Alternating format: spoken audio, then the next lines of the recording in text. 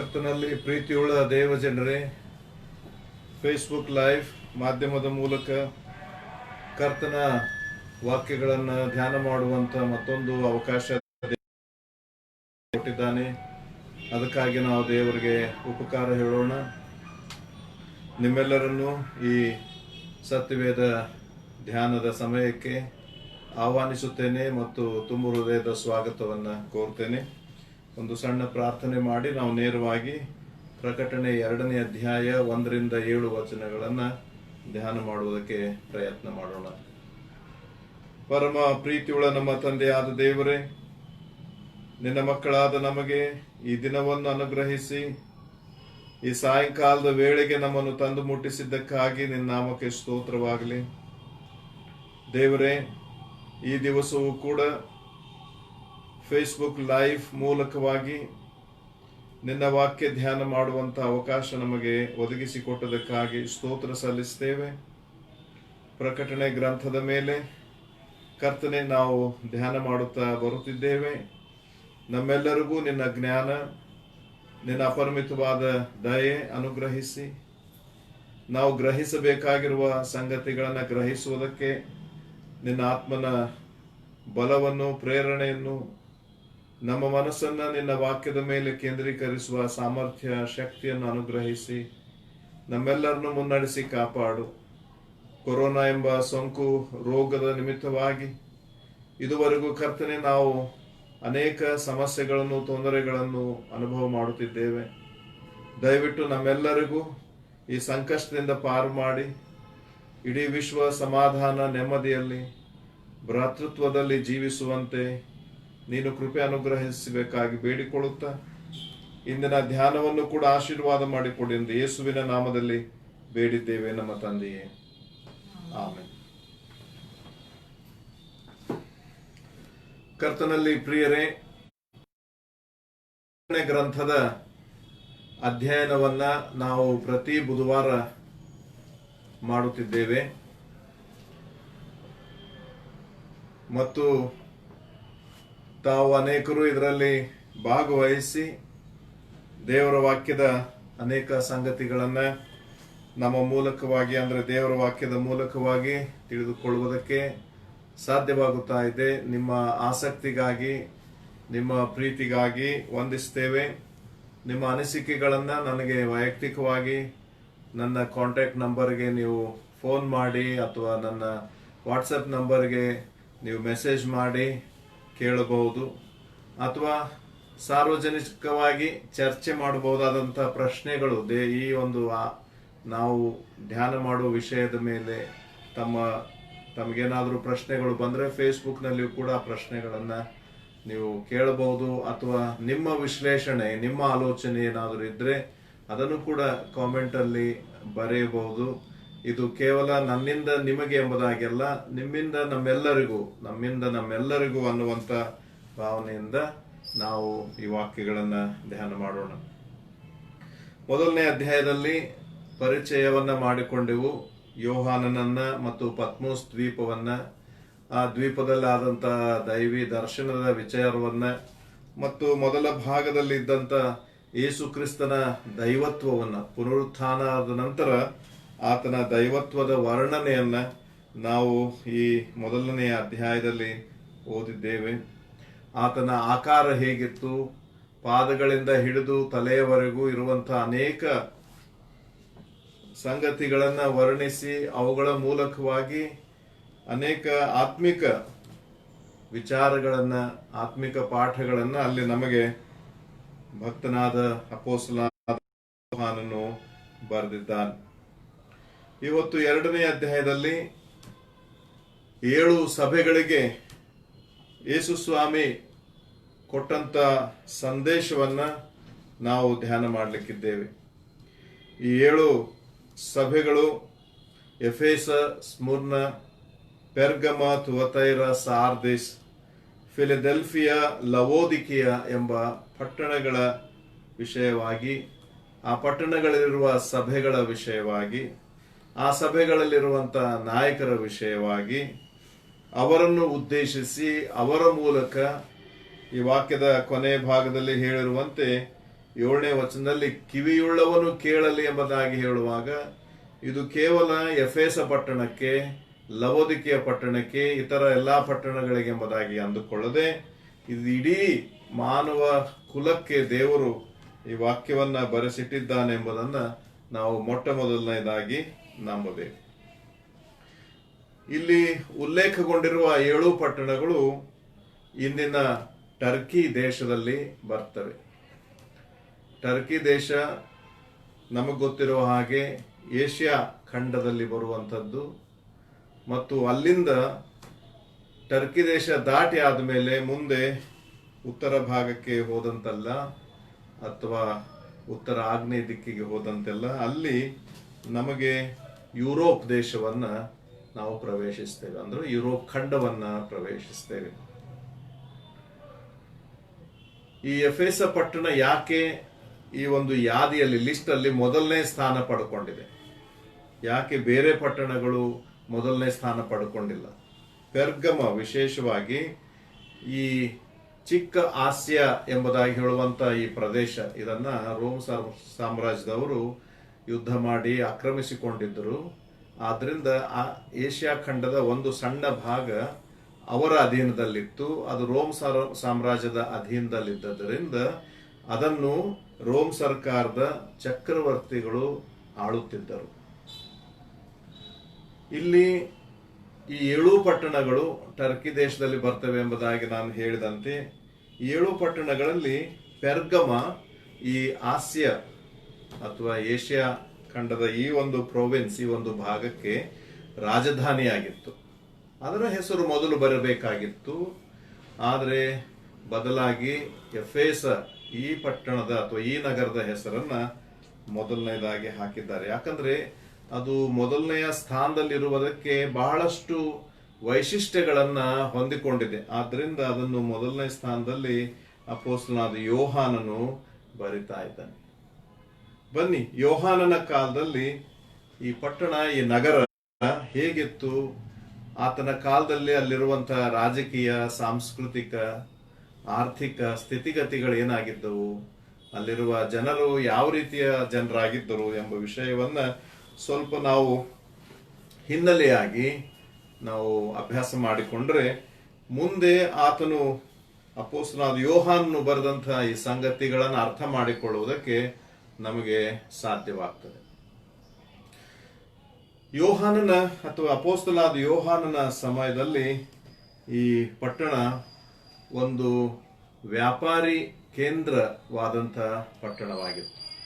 ಯಾಕಂತ ಹೇಳಿದ್ರೆ ಇದನ್ನ ಏಷ್ಯಾದ ನಿಲ್ದಾಣ ಎಂಬುದಾಗಿ ಕರೀತಾ ಇದ್ರು. ಏಷ್ಯಾದ ಕೊನೆಯ ನಿಲ್ದಾಣ. ಅಲ್ಲಿಂದ ಮುಂದೆ ಯುರೋಪಿಗೆ ಹೋಗ್ಬೋದು, ಯುರೋಪ್ನಿಂದ ಆಫ್ರಿಕಾ ಖಂಡಕ್ಕೆ ಹೋಗ್ಬೋದು, ಅಥವಾ ಯುರೋಪ್ನಿಂದ ಏಷ್ಯಾಕ್ಕೆ ಬರಬೇಕಾಗಿದ್ದರೂ ಈ ಪಟ್ಟಣ ಏಷ್ಯಾದ ಒಂದು ಮಹಾದ್ವಾರ ಎಂಬುದಾಗಿ ಕರೆಯಲ್ಪಟ್ಟಿತ್ತು. ಒಂದು ನಿಲ್ದಾಣ, ಹಾರ್ಬರ್ ಆಫ್ ಏಷ್ಯಾ ಎಂಬುದಾಗಿ ಕರೀತಾರೆ ಈ ಪಟ್ಟಣವನ್ನು. ಅಲ್ಲಿಂದನೇ ಮುಂದೆ ಯುರೋಪ್, ಈ ಕಡೆ ಆ ಕಡೆಯಿಂದ ಮುಂದೆ ಹೋದ್ರೆ ಆಫ್ರಿಕಾ, ಈ ಕಡೆ ನಮ್ಮ ಏಷ್ಯಾದ ಕಡೆ ಬಂದ್ರೆ ಮುಂದೆ ಭಾರತ, ಅಫ್ಘಾನಿಸ್ತಾನ್ ಹೀಗೆಲ್ಲ ಬರಬಹುದು. ಪ್ರಿಯರೇ, ಯೋಹಾನನ ಕಾಲದಲ್ಲಿ ಈ ಪಟ್ಟಣ ಆರ್ಥಿಕವಾಗಿ ಬಹಳ ಅಭಿವೃದ್ಧಿ ಹೊಂದಿದಂತ ಪಟ್ಟಣ. ಹಾಗೆ ನಾನು ಅದನ್ನೊಂದು ಹಾರ್ಬರ್ ಎಂಬುದಾಗಿ, ಒಂದು ನಿಲ್ದಾಣ ಎಂಬುದಾಗಿ ಹೇಳಿದ್ನಂದ್ರೆ ಅಲ್ಲಿ ಮೆಡಿಟರೇನಿಯನ್ ಸಿ, ಆ ಸಮುದ್ರದ ದಂಡೆಯಲ್ಲಿ 6 ಮೈಲಿ ದೂರದಲ್ಲಿ ಈ ಪಟ್ಟಣ ಸ್ಥಾಪನೆಯಾಗಿದೆ. ಅಲ್ಲಿಂದ ಯುರೋಪಿನ ಅಥವಾ ಏಷ್ಯಾದಿಂದ ಬರುವ ಹಡಗುಗಳು, ಸರಕು ಸಾಮಾನುಗಳನ್ನು ತೆಗೆದುಕೊಂಡು ಬರುವ ಈ ಹಡಗುಗಳು ಅಲ್ಲಿ ತಂಗುದಾಣ ಮಾಡಿಕೊಂಡು ಅಲ್ಲಿ ಇದ್ದು ಅಲ್ಲಿಂದ ಮುಂದಕ್ಕೆ ಅವು ಪ್ರಯಾಣ ಮಾಡ್ತವೆ. ಹಾಗಾಗಿ ಅಲ್ಲಿ ಜನರು ಇಳಿಯುವುದು, ಹತ್ತುವುದು, ಈ ಸಾಮಾನು, ಸರಕು ಸರಂಜಾಮುಗಳನ್ನ ಒಂದು ಹಡಗಿನಿಂದ ಇನ್ನೊಂದು ಹಡಗಕ್ಕೆ ವರ್ಗಾಯಿಸುವುದು ಇತ್ಯಾದಿ ಕಾರ್ಯಗಳು ಅಲ್ಲಿ ಬಹಳವಾಗಿ ನಡೆಯುತ್ತಿದ್ದರಿಂದ ಲಾಭ ಮತ್ತು ಆರ್ಥಿಕ ಮಟ್ಟದಲ್ಲಿ ಒಂದು ದೊಡ್ಡ ಏರಿಕೆಯಾಗಿ ಕಂಡು ಬಂದು ಎಫೆಸ ಪಟ್ಟಣ ಶ್ರೀಮಂತ ಪಟ್ಟಣವಾಗಿತ್ತು. ಅಲ್ಲಿ ಬರುತ್ತಿರುವಂತ ಟ್ಯಾಕ್ಸ್ ಕಲೆಕ್ಷನ್ ಏನಿದೆಯಲ್ಲ, ಅದು ಚಕ್ರವರ್ತಿ ಅಥವಾ ರೋಮ್ ಸಾಮ್ರಾಜ್ಯಕ್ಕೆ ಒಂದು ಬಹಳ ಲಾಭವನ್ನ ತಂದು ಕೊಡುವಂತ ಒಂದು ಪಟ್ಟಣ ಆಗಿತ್ತು. ಹಾಗಾಗಿ ಈ ರೋಮ್ ಸರ್ಕಾರದವ್ರು ಏನ್ ಮಾಡ್ತಿದ್ರು ಅಂದ್ರೆ ಯಾವ ರಾಜ್ಯ ಯಾವ ಪಟ್ಟಣದಿಂದ ಅವ್ರಿಗೆ ಹೆಚ್ಚು ಆದಾಯ ಇದೆ ಮತ್ತು ಕಾಯ್ದೆ ಕಾನೂನುಗಳನ್ನ ಚೆನ್ನಾಗಿ ಪಾಲನೆ ಮಾಡ್ತಾರೆ ಆ ಪಟ್ಟಣಗಳನ್ನ ಅವುಗಳಿಗೊಂದು ವಿಶೇಷವಾದ ಸ್ಥಾನಮಾನ ಕೊಡ್ತಾ ಇದ್ರು. ಏನಂದ್ರೆ ಅವು ಸ್ವತಂತ್ರ ಪಟ್ಟಣಗಳು ಎಂಬುದಾಗಿ ಕರೀತಾ ಇದ್ರು. ಈ ಎಫೆಸ ಕೂಡ ರೋಮ್ ಸರ್ಕಾರದಲ್ಲಿ ಒಂದು ಸ್ವತಂತ್ರ ಪಟ್ಟಣವಾಗಿತ್ತು. ಆ ಸ್ವತಂತ್ರ ಪಟ್ಟಣ ಅಂತ ಹೇಳಿದ್ರೆ ಅವರಿಗೆ ಅವರದೇ ಆದಂತ ಕಾನೂನುಗಳಿರ್ತವೆ. ಅವರ ಪಟ್ಟಣವನ್ನ ಅವರೇ ಆಡಳಿತ ನಡೆಸಿಕೊಳ್ಳಬೇಕು. ಅವರಲ್ಲೇ ಡೆಮೊಕ್ರೆಟಿಕ್ ಆಗಿ ಯಾರನ್ನ ಆಯ್ಕೆ ಮಾಡ್ತಾರೆ ಅವರು ಅದರ ನಾಯಕರಾಗಿ ಆ ಪಟ್ಟಣವನ್ನ ಆಳಬೇಕು, ಪರಿಪಾಲಿಸಬೇಕು. ಮತ್ತೆ ಆ ಪಟ್ಟಣದ ನ್ಯಾಯಾಲಯ ಕೂಡ ಅದು ಕೂಡ ಸ್ವತಂತ್ರವಾಗಿರ್ತದೆ. ಈಗ ಹಾಗೆ ನಾವು ಕರ್ನಾಟಕದಲ್ಲಿದ್ದವರು ನಮ್ಮ ಡಿಸ್ಟ್ರಿಕ್ಟ್ ಕೋರ್ಟ್ನಿಂದ ನಾವು ಹೈಕೋರ್ಟ್ಗೆ ಹೋಗ್ತೇವೆ. ಹೈಕೋರ್ಟ್ ಬೆಂಗಳೂರಲ್ಲಿದೆ. ಅಲ್ಲಿಂದ ನಾವು ಸುಪ್ರೀಂ ಕೋರ್ಟ್ಗೆ ಹೋಗ್ಬೇಕಾದ್ರೆ ಡೆಲ್ಲಿಗೆ ಹೋಗ್ಬೇಕು. ರೋಮ್ ಸರ್ಕಾರದಲ್ಲಿಯೂ ಕೂಡ ಹಾಗೆ ಇತ್ತು. ಉಳಿದ ಪಟ್ಟಣಗಳಲ್ಲಿ ನ್ಯಾಯಾಲಯಗಳು ಇದ್ದರೂ ಕೂಡ ಅಲ್ಲಿ ನ್ಯಾಯ ಇತರ್ತೆ ಆಗದಿದ್ದರೆ ಅವರು ರೋಮ್ಗೆ ಹೋಗಿ ರೋಮಾಪುರದಲ್ಲಿ ಅಲ್ಲಿರುವ ನ್ಯಾಯಾಲಯದಲ್ಲಿ ಅಂದ್ರೆ ಉಚ್ಚ ನ್ಯಾಯಾಲಯದಲ್ಲಿ ತಮ್ಮ ಕೇಸುಗಳನ್ನ ದಾಖಲೆ ಮಾಡಬೇಕಾಗಿದೆ. ಆದ್ರೆ ಸ್ವತಂತ್ರ ಪಟ್ಟಣಗಳಿಗೆ ಒಂದು ಲಾಭ ಏನಂತಂದ್ರೆ ಅವರ ಪಟ್ಟಣಗಳಿರುವ ನ್ಯಾಯಾಲಯಗಳೇ ಅವರಿಗೆ ಸುಪ್ರೀಂ ಕೋರ್ಟ್. ಅವ್ರು ಮತ್ತೆ ರೋಮ್ಗೆ ಆ ಊರಿಗೆ ಹೋಗ್ಬೇಕಾಗಿಲ್ಲ. ಇನ್ನೊಂದು ವಿಶೇಷ ಏನಂದ್ರೆ ಆ ನ್ಯಾಯಾಧಿಪತಿ ಆದವನು ದೇಶದ ಅಧಿಪತಿ ಅಂದ್ರೆ ಗವರ್ನರೇ ಆ ನ್ಯಾಯಾಧಿಪತಿ ಆಗಿರ್ತಾನೆ. ಅವನೇ ಆ ಊರಿಗೆ ಬಂದು ಅಲ್ಲಿ ನ್ಯಾಯ ಬಗೆಹರಿಸಬೇಕು. ಅವನಿರುವ ಸ್ಥಳದಲ್ಲಿ ಹೋಗಿ ನ್ಯಾಯ ಬಗೆಹರಿಸುವುದಿಲ್ಲ. ಎಫೆಸ ಪಟ್ಟಣಕ್ಕೆ ಅವನು ಬರ್ತಾ ಇದ್ದ. ವರ್ಷಕ್ಕೆ 2 ಆವರ್ತಿಯೋ 1 ಆವರ್ತಿಯೋ ಬಂದು ಒಂದು 2 ತಿಂಗಳು 3 ತಿಂಗಳು ಇದ್ದು ಈ ಎಲ್ಲಾ ನ್ಯಾಯಗಳನ್ನ ಕೇಳಿ ವಿಲೇವಾರಿ ಮಾಡಿ ಅವರು ಮುಂದೆ ತಮ್ಮ ಅರಮನೆಗೆ ತಮ್ಮ ದೇಶಕ್ಕೆ ಹೋಗ್ತಾ ಇದ್ರು.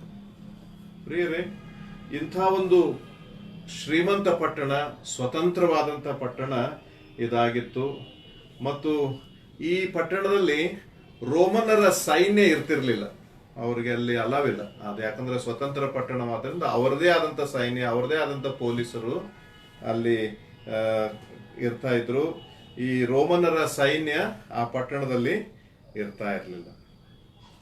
ಮತ್ತೆ ಈ ಪಟ್ಟಣದಲ್ಲಿ ಇನ್ನೊಂದು ವಿಶೇಷ ಏನಂದ್ರೆ ಅದು ರೋಮ್ಗೆ ನೇರವಾದ ಒಂದು ಹೆದ್ದಾರಿಯಾಗಿತ್ತು. ಹೈವೇ ಟು ರೋಮ್ ಎಂಬುದಾಗಿ ಹೇಳ್ತಾರೆ. ಹೆದ್ದಾರಿ ಬೇರೆ ಬೇರೆ ಕಡೆಗಳಿಂದ, ಗಲಾತ್ಯದಿಂದ ಈ ಕಡೆ ಯೂಫ್ರೆಟಿಸ್ ಮಧ್ಯಭಾಗ ಅಲ್ಲಿ ಆ ಕಡೆಯಿಂದ ಯಾವ ಕಡೆಯಿಂದ ಬಂದ್ರು ರೋಮಿಗೆ ಹೋಗ್ಬೇಕಾದ್ರೆ ಅವರು ಈ ಎಫೆಸ ಪಟ್ಟಣದ ಮೂಲಕವಾಗಿಯೇ ಹೋಗ್ಬೇಕಾಗ್ತಿತ್ತು. ಮತ್ತು ಯಾರಾದ್ರೂ ಹೊಸದಾಗಿ ಈ ಏಷ್ಯಾ ಮೈನರ್ ಏರಿಯಾಕ್ಕೆ ಗವರ್ನರ್ ಆಗಿ ಅಪಾಯಿಂಟ್ಮೆಂಟ್ ಆಗಿದ್ರೆ, ಅವರು ನೇಮಕಗೊಂಡಿದ್ರೆ, ಅಧಿಪತಿಯಾಗಿ ನೇಮಕಗೊಂಡಿದ್ರೆ ಅವರು ಮೊದಲು ಎಫೆಸಕ್ಕೆ ಬಂದು ಅಲ್ಲಿಂದನೇ ತಮ್ಮ ಜವಾಬ್ದಾರಿಕೆನ, ತಮ್ಮ ಉದ್ಯೋಗವನ್ನ ಪ್ರಾರಂಭ ಮಾಡಬೇಕು. ಅದು ಅಲ್ಲಿದ್ದಂತ ಒಂದು ಸರ್ಕಾರಿ ನಿಯಮ ಆಗಿತ್ತು. ಅಲ್ಲಿ ವ್ಯಾಪಾರ ಬಹಳ ನಡೆಯುತ್ತಿದ್ದರಿಂದ ಬೇರೆ ಬೇರೆ ದೇಶಗಳ ಜನರು ಅಲ್ಲಿ ಬಂದು ಉದ್ಯೋಗಕ್ಕಾಗಿ ಬಂದವರು, ವ್ಯವಹಾರಕ್ಕಾಗಿ ಬಂದವರು, ವ್ಯಾಪಾರಕ್ಕಾಗಿ ಬಂದವರು ಅಲ್ಲೇ ನೆಲೆಗೊಂಡಿದ್ರು. ಹೀಗೆ ಅಲ್ಲಿ ಗ್ರೀಕರು, ಯಹೂದ್ಯರು, ಹಾಗೆ ಅಲ್ಲಿಯ ಮೂಲ ನಿವಾಸಿಗಳು ಎಲ್ಲರೂ ಕೂಡ ಅಲ್ಲಿದ್ರು. ಬೇರೆ ಬೇರೆ ಭಾಷೆಗಳನ್ನ ಅವರು ಆಡ್ತಾ ಇದ್ರು. ಅದೇ ರೀತಿ ಈ ಒಲಿಂಪಿಕ್ಸ್ ಆಟಗಳನ್ನ ನೋಡ್ತೇವಲ್ಲ, ಅದೇ ತರ ವರ್ಷಕ್ಕೊಮ್ಮೆ ಎಫೆಸ ಪಟ್ಟಣದಲ್ಲಿ ಇಡೀ ನಗರದ ಜನರಿಗೆ ಅವರು ಆಟಗಳನ್ನ ಆಡಿಸ್ತಾ ಇದ್ರು. ಅದು ಬಹಳ ವಿಶೇಷವಾದದ್ದು, ವಿಶ್ವವಿಖ್ಯಾತಿ ಪಡೆದಂಥದ್ದು. ಆ ಕಾಲದಲ್ಲಿ ಅವುಗಳನ್ನು ನೋಡುವುದಕ್ಕೆ ದೇಶ ವಿದೇಶಗಳಿಂದ ಜನರು ಅಲ್ಲಿ ಕೂಡಿ ಬರ್ತಾ ಇದ್ರು ಎಂಬುದಾಗಿ ನಾವು ನೋಡ್ತೇವೆ. ಮತ್ತು ಈ ರೋಮ್ ಪಟ್ಟಣದಲ್ಲಿದ್ದಂತ ಎಫೆಸದಿಂದ ರೋಮಕ್ಕಿರುವಂತ ಈ ಹೈವೇ, ಈ ಒಂದು ಹೆದ್ದಾರಿಯ ಬಗ್ಗೆ ವರ್ಣಿಸುತ್ತಾ ಒಬ್ಬ ಸಭಾ ನಾಯಕರು, ಹಿಂದಿನ ಆ ಯೋಹಾನನ ಕಾಲದಲ್ಲಿದ್ದಂತ ಸಭಾ ನಾಯಕರು ಈ ಏಷ್ಯಾದಿಂದ ಹಿಂಸೆಗೆ ಒಳಪಟ್ಟಂತ ಕ್ರೈಸ್ತರನ್ನ ಬಂಧಿಸಿ ರೋಮ್ಗೆ ಕರ್ಕೊಂಡು ಹೋಗ್ತಾ ಇದ್ರು. ರೋಮ್ ಪಟ್ಟಣದಲ್ಲಿ ಒಂದು ದೊಡ್ಡ ಅರೀನಾ ಇದೆ, ಒಂದು ದೊಡ್ಡ ಸ್ಟೇಡಿಯಂ ಅಂತ ಹೇಳ್ತಾರೆ, ನಾವು ನೋಡಿದ್ದೇವೆ ಅದನ್ನ. ಆ ಸ್ಟೇಡಿಯಂನಲ್ಲಿ ಅವರನ್ನ ಪ್ರಾಣಿಗಳಿಗೆ ಆಹಾರವಾಗಿ ಬಲಿ ಕೊಡ್ತಾ ಇದ್ರು. ಅಂದ್ರೆ ಅಲ್ಲಿ ಒಂದು ಆಟ ವಿನೋದದ ರೀತಿಯಲ್ಲಿ ಇರ್ತಾ ಇತ್ತು.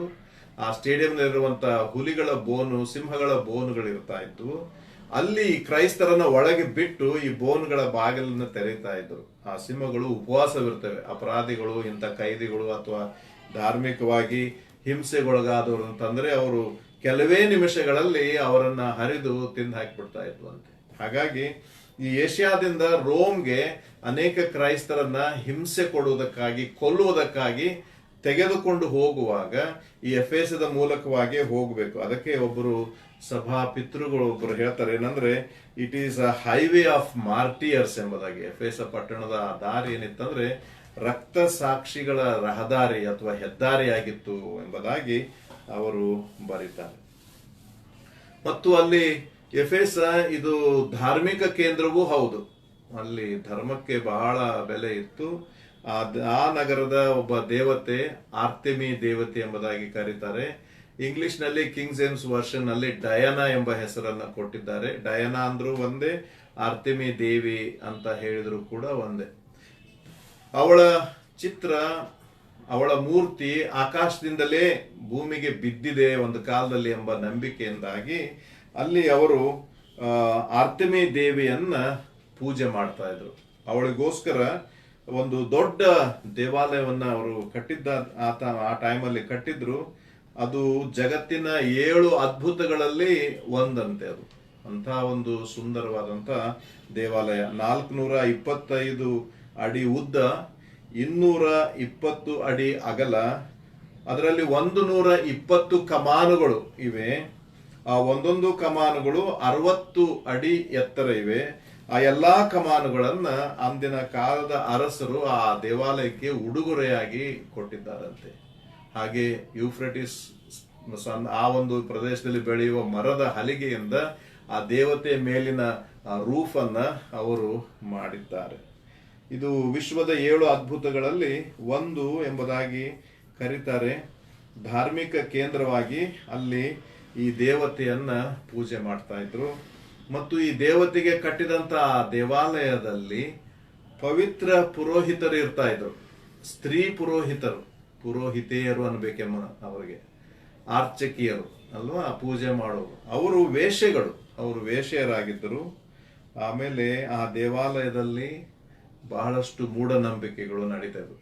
ಟೆಂಪಲ್ ಪ್ರಾಸ್ಟಿಟ್ಯೂಷನ್ ಎಂಬುದಾಗಿ ಇಂಗ್ಲಿಷ್ ನಲ್ಲಿ ಹೇಳ್ತಾರೆ. ಅದು ಆ ದೇವಾಲಯದಲ್ಲಿ ಹೆಚ್ಚಾಗಿತ್ತು. ಅಲ್ಲಿ ಬರುವ ವ್ಯಾಪಾರಸ್ಥರಿಗೆ ಈ ದೇವಾಲಯಕ್ಕೆ ಪೂಜೆಗೆಂದು ಬಂದು ಅಲ್ಲಿರುವಂತ ಈ ಪೂಜಾರಿಯ ವೇಷದಲ್ಲಿದ್ದಂಥ ವೇಶ್ಯರ ಸಂಗಡ ಅವರು ಸಮಯ ಕಳೆದು ಅಲ್ಲಿ ಅದೊಂದು ವ್ಯಾಪಾರ ಕೇಂದ್ರವಾಗಿ, ವೇಶ್ಯಾಗ್ರಹವಾಗಿ ಆ ದೇವಾಲಯ ಉಪಯೋಗವಾಗುತ್ತಾ ಇತ್ತು ಎಂಬುದಾಗಿ. ಬಹಳಷ್ಟು ಅಪರಾಧಗಳಲ್ಲಿ ನಡೀತಾ ಇತ್ತು. ಕಳ್ಳತನ ಆಗಿರ್ಬೋದು, ಅಥವಾ ಮೋಸ ಮಾಡೋದಾಗಿರ್ಬೋದು, ಕೊಲೆ ಮಾಡೋದಾಗಿ ಆಗಿರ್ಬೋದು, ಇಂಥ ಎಲ್ಲ ಅಪರಾಧಗಳು ಆ ಒಂದು ಭಾಗದಲ್ಲಿ ನಡೀತಾ ಇದ್ದು. ಅಲ್ಲಿ ಯಾರು ಕೂಡ ಆ ಭಾಗದಲ್ಲಿ ಪೊಲೀಸರಾಗ್ಲಿ ಇವರನ್ನ ಯಾರು ಪ್ರಶ್ನಿಸ್ತಿರ್ಲಿಲ್ಲ. ಅಲ್ಲಿ ಯಾವುದೇ ಅಪರಾಧಕ್ಕೆ ಅವ್ರನ್ನ ಹಿಡಿದು ದಂಡನೆ ಹೀಗೇನು ಇರ್ತಿರ್ಲಿಲ್ಲ. ಅದು ಒಂಥರ ಫ್ರೀ ಆಗಿ ಬಿಟ್ಟ ಹಾಗೆ ಅಲ್ಲಿಯ ಜೀವನ ಇರ್ತಾ ಇತ್ತು. ಮತ್ತು ಬಹಳಷ್ಟು ಮೂಢನಂಬಿಕೆಗಳು ಅವರಲ್ಲಿದ್ದು. ಈಗ ನಮ್ಮಲ್ಲಿ ತಾಯ್ತ ಕಟ್ಟುವುದಂತ ಹೇಳ್ತೇವೆ, ದಾರ ಕಟ್ಟುವುದು ಹೇಳ್ತೇವೆ, ಜ್ಯೋತಿಷ್ಯ ಹೇಳುವುದು, ಕಣಿ ಹೇಳುವುದು, ಮಾಟ ಮಂತ್ರ, ಇತರರನ್ನ ಹಾಳು ಮಾಡುವುದಕ್ಕೂ ಇತರನ್ನು ಉದ್ಧಾರ ಮಾಡುವುದಕ್ಕೂ ರೋಗಗಳ ವಾಸಿಗಾಗಿಯೂ ಈ ಮಾಟ ಮಂತ್ರಗಳನ್ನ ಮಾಡುವಂತ ಒಂದು ಕೇಂದ್ರ ಈ ಎಫೆಸ ಪಟ್ಟಣವಾಗಿತ್ತು ಎಂಬುದಾಗಿ ನಾವು ಇತಿಹಾಸದಲ್ಲಿ ನೋಡ್ತೇವೆ. ಪ್ರಿಯರೇ, ಇಂಥ ಒಂದು ಪಟ್ಟಣದಲ್ಲಿ ಅಪೊಸ್ತಲನಾದ ಪೌಲನು 3 ವರ್ಷ ಆ ಪಟ್ಟಣದಲ್ಲಿ ಜೀವನ ಮಾಡುತ್ತಾ ಅಲ್ಲಿ ಸೇವೆ ಮಾಡ್ತಾನೆ. ಈ ಪಟ್ಟಣದಲ್ಲಿ ಅವನು ಮಾಡಿದ ಸೇವೆಯನ್ನ ನೀವು ಅಪೊಸ್ತಲರ ಕೃತ್ಯಗಳು 19ನೇ ಅಧ್ಯಾಯ ಪೂರ್ತಿಯಾಗಿ ನೀವು ಓದಿದರೆ ಅಲ್ಲಿ ಆತನು ಮಾಡಿದ ಸೇವೆಯ ಬಗ್ಗೆ ಬರೆಯಲ್ಪಟ್ಟಿದೆ. ಮುಖ್ಯವಾಗಿ ಆತನು ಅಲ್ಲಿದ್ದಂತ ಯೋಚನಾ ಶಾಲೆಗಳು ಎಂಬುದಾಗಿ, ಸ್ಕೂಲ್ಸ್ ಆಫ್ ಥಾಟ್ಸ್ ಎಂಬುದಾಗಿ ಕರೀತಾರೆ. ಒಂದೊಂದು ತತ್ವವನ್ನ, ಒಂದೊಂದು ಫಿಲಾಸಫಿಯನ್ನ ನಂಬಿದಂಥವರು ಅದನ್ನೊಂದು ಕಾಲೇಜನ್ನಾಗಿ ಮಾಡಿಕೊಂಡು, ಒಂದು ಆಶ್ರಮವನ್ನಾಗಿ ಮಾಡಿಕೊಂಡು ತಮ್ಮ ತತ್ವಗಳ ಕುರಿತಾಗಿ ಚರ್ಚೆ ಮಾಡುತ್ತಾ, ಇತರರ ತತ್ವಗಳಿಗೆ ಹೋಲಿಕೆ ಮಾಡುತ್ತಾ ಅಲ್ಲಿ ಧಾರ್ಮಿಕ ಚರ್ಚೆಗಳಿಗೆ ಬಹಳ ಅವಕಾಶ ಇರ್ತಾ ಇತ್ತು. ಅಂಥ ಶಾಲೆಗಳಿಗೆ ಅಪೊಸ್ತಲನಾದ ಪೌಲನು ಹೋಗಿ ಅಲ್ಲಿ ಕುಳಿತು ಅವರೊಂದಿಗೆ ಯೇಸು ಕ್ರಿಸ್ತನ ದೈವತ್ವದ ಕುರಿತಾಗಿ ಚರ್ಚೆ ಮಾಡಿ, ಅಲ್ಲಿ ಅನೇಕ ಯಹೂದ್ಯರು, ಗ್ರೀಕರು, ಸ್ಥಳೀಯರು ಕೂಡಿ ಬಂದದ್ದರಿಂದ ಅವರಿಗೆ ದೇವರ ವಾಕ್ಯವನ್ನ ಹೇಳುವಂತ ಅವಕಾಶ ಅಲ್ಲಿ ಪೌಲನಿಗೆ ದೊರೀತದೆ. ಆ 3 ವರ್ಷ ಆತನು ಅಲ್ಲಿದ್ದಾಗ ಅನೇಕ ಸಾರಿ ಅಥವಾ ರೆಗ್ಯುಲರ್ ಆಗಿ ಈ ಒಂದು ಶಾಲೆಗಳಿಗೆ ಭೇಟಿ ಕೊಟ್ಟು ಚರ್ಚೆ ಮಾಡಿದ್ದರಿಂದ ಅನೇಕ ಯಹೂದ್ಯರು, ಗ್ರೀಕರು ಅವರು ಕ್ರೈಸ್ತರಾದರು ಎಂಬುದಾಗಿ ದೇವರ ವಾಕ್ಯ ನಮಗೆ ಹೇಳ್ತದೆ. ಅದರಲ್ಲಿ ಅಕ್ವಿಲ, ಪ್ರಿಸ್ಕಿಲ ಎಂಬುವರು ನಿಮಗೆ ನೆನಪಾಗಬಹುದು. ಅವರು ಕೂಡ ಅದೇ ಪಟ್ಟಣದವರು. ಅವರು ಯೇಸು ಸ್ವಾಮಿಯನ್ನ ನಂಬಿ ಪೌಲನನ್ನ ಹಿಂಬಾಲಿಸಿದ್ದನ್ನು ನಾವು ಬಲ್ಲವರಾಗಿದ್ದೇವೆ. ಮತ್ತು ತಿಮೋತಿ, ಪೌಲನಿಗೆ ಆತ್ಮೀಯ ಮಗ ಎಂಬುದಾಗಿ ಏನು ಕರೀತಾರೆ, ಆತನನ್ನ ಇದೇ ಸಭೆಗೆ, ಎಫೆಸ ಸಭೆಯಲ್ಲಿ ಸೇವೆ ಮಾಡುವುದಕ್ಕೆ ಕಳುಹಿಸಿ, ಇತಿಹಾಸ ಹೇಳ್ತದೆ ತಿಮೋತಿಯನ್ನು ಎಫೆಸ ಸಭೆಗಳಿಗೆ, ಆ ಡಯಾಸಿಸ್ಗೆ ಎಂಬುದಾಗಿ ಹೇಳ್ಬೋದು, ಮೊದಲನೆಯ ಬಿಷೋಪನಾಗಿದ್ದ ಎಂಬುದಾಗಿ ನಾವು ನೋಡ್ತೇವೆ. ಪ್ರಿಯರೇ, ಈ 3 ವರ್ಷ ಅಲ್ಲಿ ಸೇವೆ ಮಾಡುವಾಗ ಈತನ ಸೇವೆಯಿಂದಾಗಿ ಆತನು ಆರ್ತಿಮಿ ದೇವಿಯನ್ನ ದೇವರು ಅಲ್ಲ ಎಂಬುದಾಗಿ ಪ್ರತಿಪಾದಿಸುತ್ತಾ ಇದ್ದದ್ದನ್ನ ಅಲ್ಲಿರುವಂತಹ ಒಬ್ಬ ದೇಮೇತ್ರಿಯ ಅನ್ನುವಂಥ ಒಬ್ಬ ಅಕ್ಕಸಾಲಿಗ, ನೀವು 19ನೇ ಅಧ್ಯಾಯದಲ್ಲಿ ಈ ಘಟನೆಯನ್ನು ಓದಬಹುದು. ಈತನು ಈ ಆರ್ತಿಮಿ ದೇವಿಯ ಚಿಕ್ಕ ಚಿಕ್ಕ ಮೂರ್ತಿಗಳನ್ನ ಮಾಡುವ ಒಂದು ಕಾರ್ಖಾನೆಯನ್ನ ನಡೆಸ್ತಾ ಇದ್ದ, ಅದರ ಓನರ್ ಅವನು. ಯಾಕಂದ್ರೆ ಅದು ಎಫೆಸ ಒಂಥರ ಟೂರಿಸ್ಟ್ ಪ್ಲೇಸ್ ಕೂಡ ಆಗಿತ್ತು, ಜನ ಸಂದಣಿ ಇರ್ತಾ ಇತ್ತು. ಆ ಟೆಂಪಲ್ ನಲ್ಲೆಲ್ಲ ಈ ಸಣ್ಣ ಸಣ್ಣ ದೇವಿಯ ಮೂರ್ತಿಗಳನ್ನ, ಅವು ತಾಮ್ರದ್ದು, ಬಂಗಾರದ್ದು, ಬೆಳ್ಳಿದು ಮಾಡಿ ಮಾರುವಂತ ಒಂದು ಕಾರ್ಖಾನೆ. ಪೌಲನು ಅಲ್ಲಿ ಸೇವೆ ಮಾಡಿದ ಮೇಲೆ ಎಷ್ಟೋ ಜನ ಯೇಸು ಸ್ವಾಮಿನ ನಂಬಲಿಕ್ಕೆ ಶುರು ಮಾಡಿದ್ರು. ಆತನ ವ್ಯವಹಾರಕ್ಕೆ ಅದು ಪೆಟ್ಟು ಬಿತ್ತು ಎಂಬುದಾಗಿ ನೋಡ್ತೇವೆ. ಆತನ ವ್ಯವಹಾರದಲ್ಲಿ ಗಣನೀಯವಾಗಿ ಇಳಿಕೆ ಕಂಡಾಗ ಆತನು ಪೌಲನ ವಿರುದ್ಧವಾಗಿ ಸಂಚು ಮಾಡಿ ಆತನನ್ನ ಹಿಡಿಸಿ ಹೊಡಿಸಿ ಹಿಂಸಿಸುವುದಕ್ಕೆ ಆತನು ಮುಂದಾಗ್ತಾನೆ. ಪ್ರಿಯರೇ, ಇಂಥ ಒಂದು ಸಂದಿಗ್ಧ ಪರಿಸ್ಥಿತಿಯಲ್ಲಿ ಧಾರ್ಮಿಕವಾಗಿ ಬಹಳ ಸೂಕ್ಷ್ಮವಾದ ಪ್ರದೇಶವಾಗಿದ್ದಂಥ ಎಫೆಸದಲ್ಲಿ ಅಪೊಸ್ತಲನಾದ ಪೌಲನು ಬಹಳ ವಿಶೇಷವಾದ ಸೇವೆಯನ್ನು ಮಾಡಿ ಅಲ್ಲಿ ಒಂದು ಸಭೆಯನ್ನ ಆತನು ಸ್ಥಾಪನೆ ಮಾಡ್ತಾನೆ.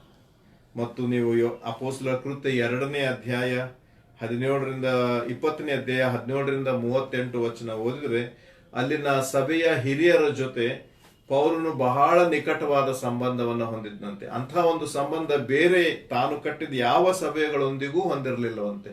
ಆ ಸಭೆಯೊಂದಿಗೆ ಮಾತ್ರ ಒಂದು ವಿಶೇಷವಾದ ಸಂಬಂಧವನ್ನ ಆತನು ಹೊಂದಿದ್ದ. ಮತ್ತು ಅಪೊಸ್ತಲರ ಕೃತ್ಯ 18ನೇ ಅಧ್ಯಾಯ 19ರಿಂದ 26 ಅಲ್ಲಿ ನೀವು ಅಕ್ವಿಲ, ಪ್ರಿಸ್ಕಿಲ ಇವರ ಪರಿಚಯವಾದದ್ದು, ಅವರು ಪೌಲನೊಂದಿಗೆ ದೇವರ ವಾಕ್ಯದ ಕುರಿತಾಗಿ, ದೇವರ ವಾಕ್ಯ ಪ್ರಸಂಗ ಮಾಡೋದ ಕುರಿತಾಗಿ ಮಾತನಾಡಿದ ಸಂಗತಿಗಳನ್ನ ನೀವು ನೋಡಬಹುದು. ಎಫೆಸದಲ್ಲಿ ತಿಮೋತಿಯನ್ನ ಕಳಿಸಿದ ವಿಷಯ ನಾನು ಹೇಳಿದದು 1 ತಿಮೋತಿ 1ನೇ ಅಧ್ಯಾಯ 3ನೇ ವಚನದಲ್ಲಿ ನೀವು ನೋಡಿಕೊಳ್ಳಬಹುದು. ಈಗ ನಮ್ಮ ಧ್ಯಾನಕ್ಕೆ ಬರೋಣ. ಇದು ಸ್ವಲ್ಪ ಎಫೆಸ ಪಟ್ಟಣದ ಒಂದು ಸಣ್ಣ ಹಿನ್ನೆಲೆ. ಅಲ್ಲಿ ಒಂದು ನದಿ ಹರಿತಾ ಇತ್ತು. ಆ ನದಿಯ ಮುಖಾಂತರವಾಗಿ ಕೂಡ ಕೇಸ್ಟರ್ ಎಂಬ ನದಿ, ಬಹಳ ದೊಡ್ಡ ನದಿ, ಅಲ್ಲಿ ಕಣಿವೆ ಮಾರ್ಗವಾಗಿ ಇದರಿಂದ ವ್ಯಾಪಾರಗಳಿಗೆ ಬಹಳ ಅನುಕೂಲವಾಗಿ ಇತ್ತು ಎಂಬುದಾಗೆಲ್ಲ ಹೇಳ್ತಾರೆ. ಅದೇನಿರ್ಲಿ ಪ್ರಿಯರೇ, ಅಲ್ಲಿ ಸೇವೆ ಮಾಡಿ ಪೌಲನು ಒಂದು ಸಣ್ಣ ಸಭೆಯನ್ನ ಸ್ಥಾಪನೆ ಮಾಡಿದ್ದಾನೆ. ಈ ಸಭೆಯಲ್ಲಿ ಯಹೂದ್ಯರಿದ್ದಾರೆ, ಗ್ರೀಕರಿದ್ದಾರೆ. ಯಹೂದಿ ಗ್ರೀಕರು ಅಂದ್ರೆ ಯಹೂದಿ ಗಂಡ ಇರ್ಬೋದು, ಗ್ರೀಕ್ ಹೆಂಡತಿ ಇರ್ಬೋದು, ಅವರಿಂದ ಹುಟ್ಟಿದ ಮಕ್ಕಳು, ಹೀಗೆ ಒಂದು ಮಿಶ್ರಿತವಾದಂತ ಜನಾಂಗ ಆ ಸಭೆಯಲ್ಲಿ ಇತ್ತು ಎಂಬುದಾಗಿ ನಾವು ನೋಡ್ತೇವೆ. ಈಗ 1ನೇ ವಚನದಲ್ಲಿ ಎಫೆಸದಲ್ಲಿರುವ ಸಭೆಯ ದೂತನಿಗೆ ಬರೆ 7 ನಕ್ಷತ್ರಗಳನ್ನು ಬಲಗೈಯಲ್ಲಿ ಹಿಡಿದುಕೊಂಡು 7 ಚಿನ್ನದ ದೀಪಸ್ತಂಭಗಳ ಮಧ್ಯದಲ್ಲಿ ತಿರುಗಾಡುವ ಆತನು ಹೇಳುವುದೇನೆಂದರೆ ಎಂಬುದಾಗಿ ಬರೆದಿದೆ.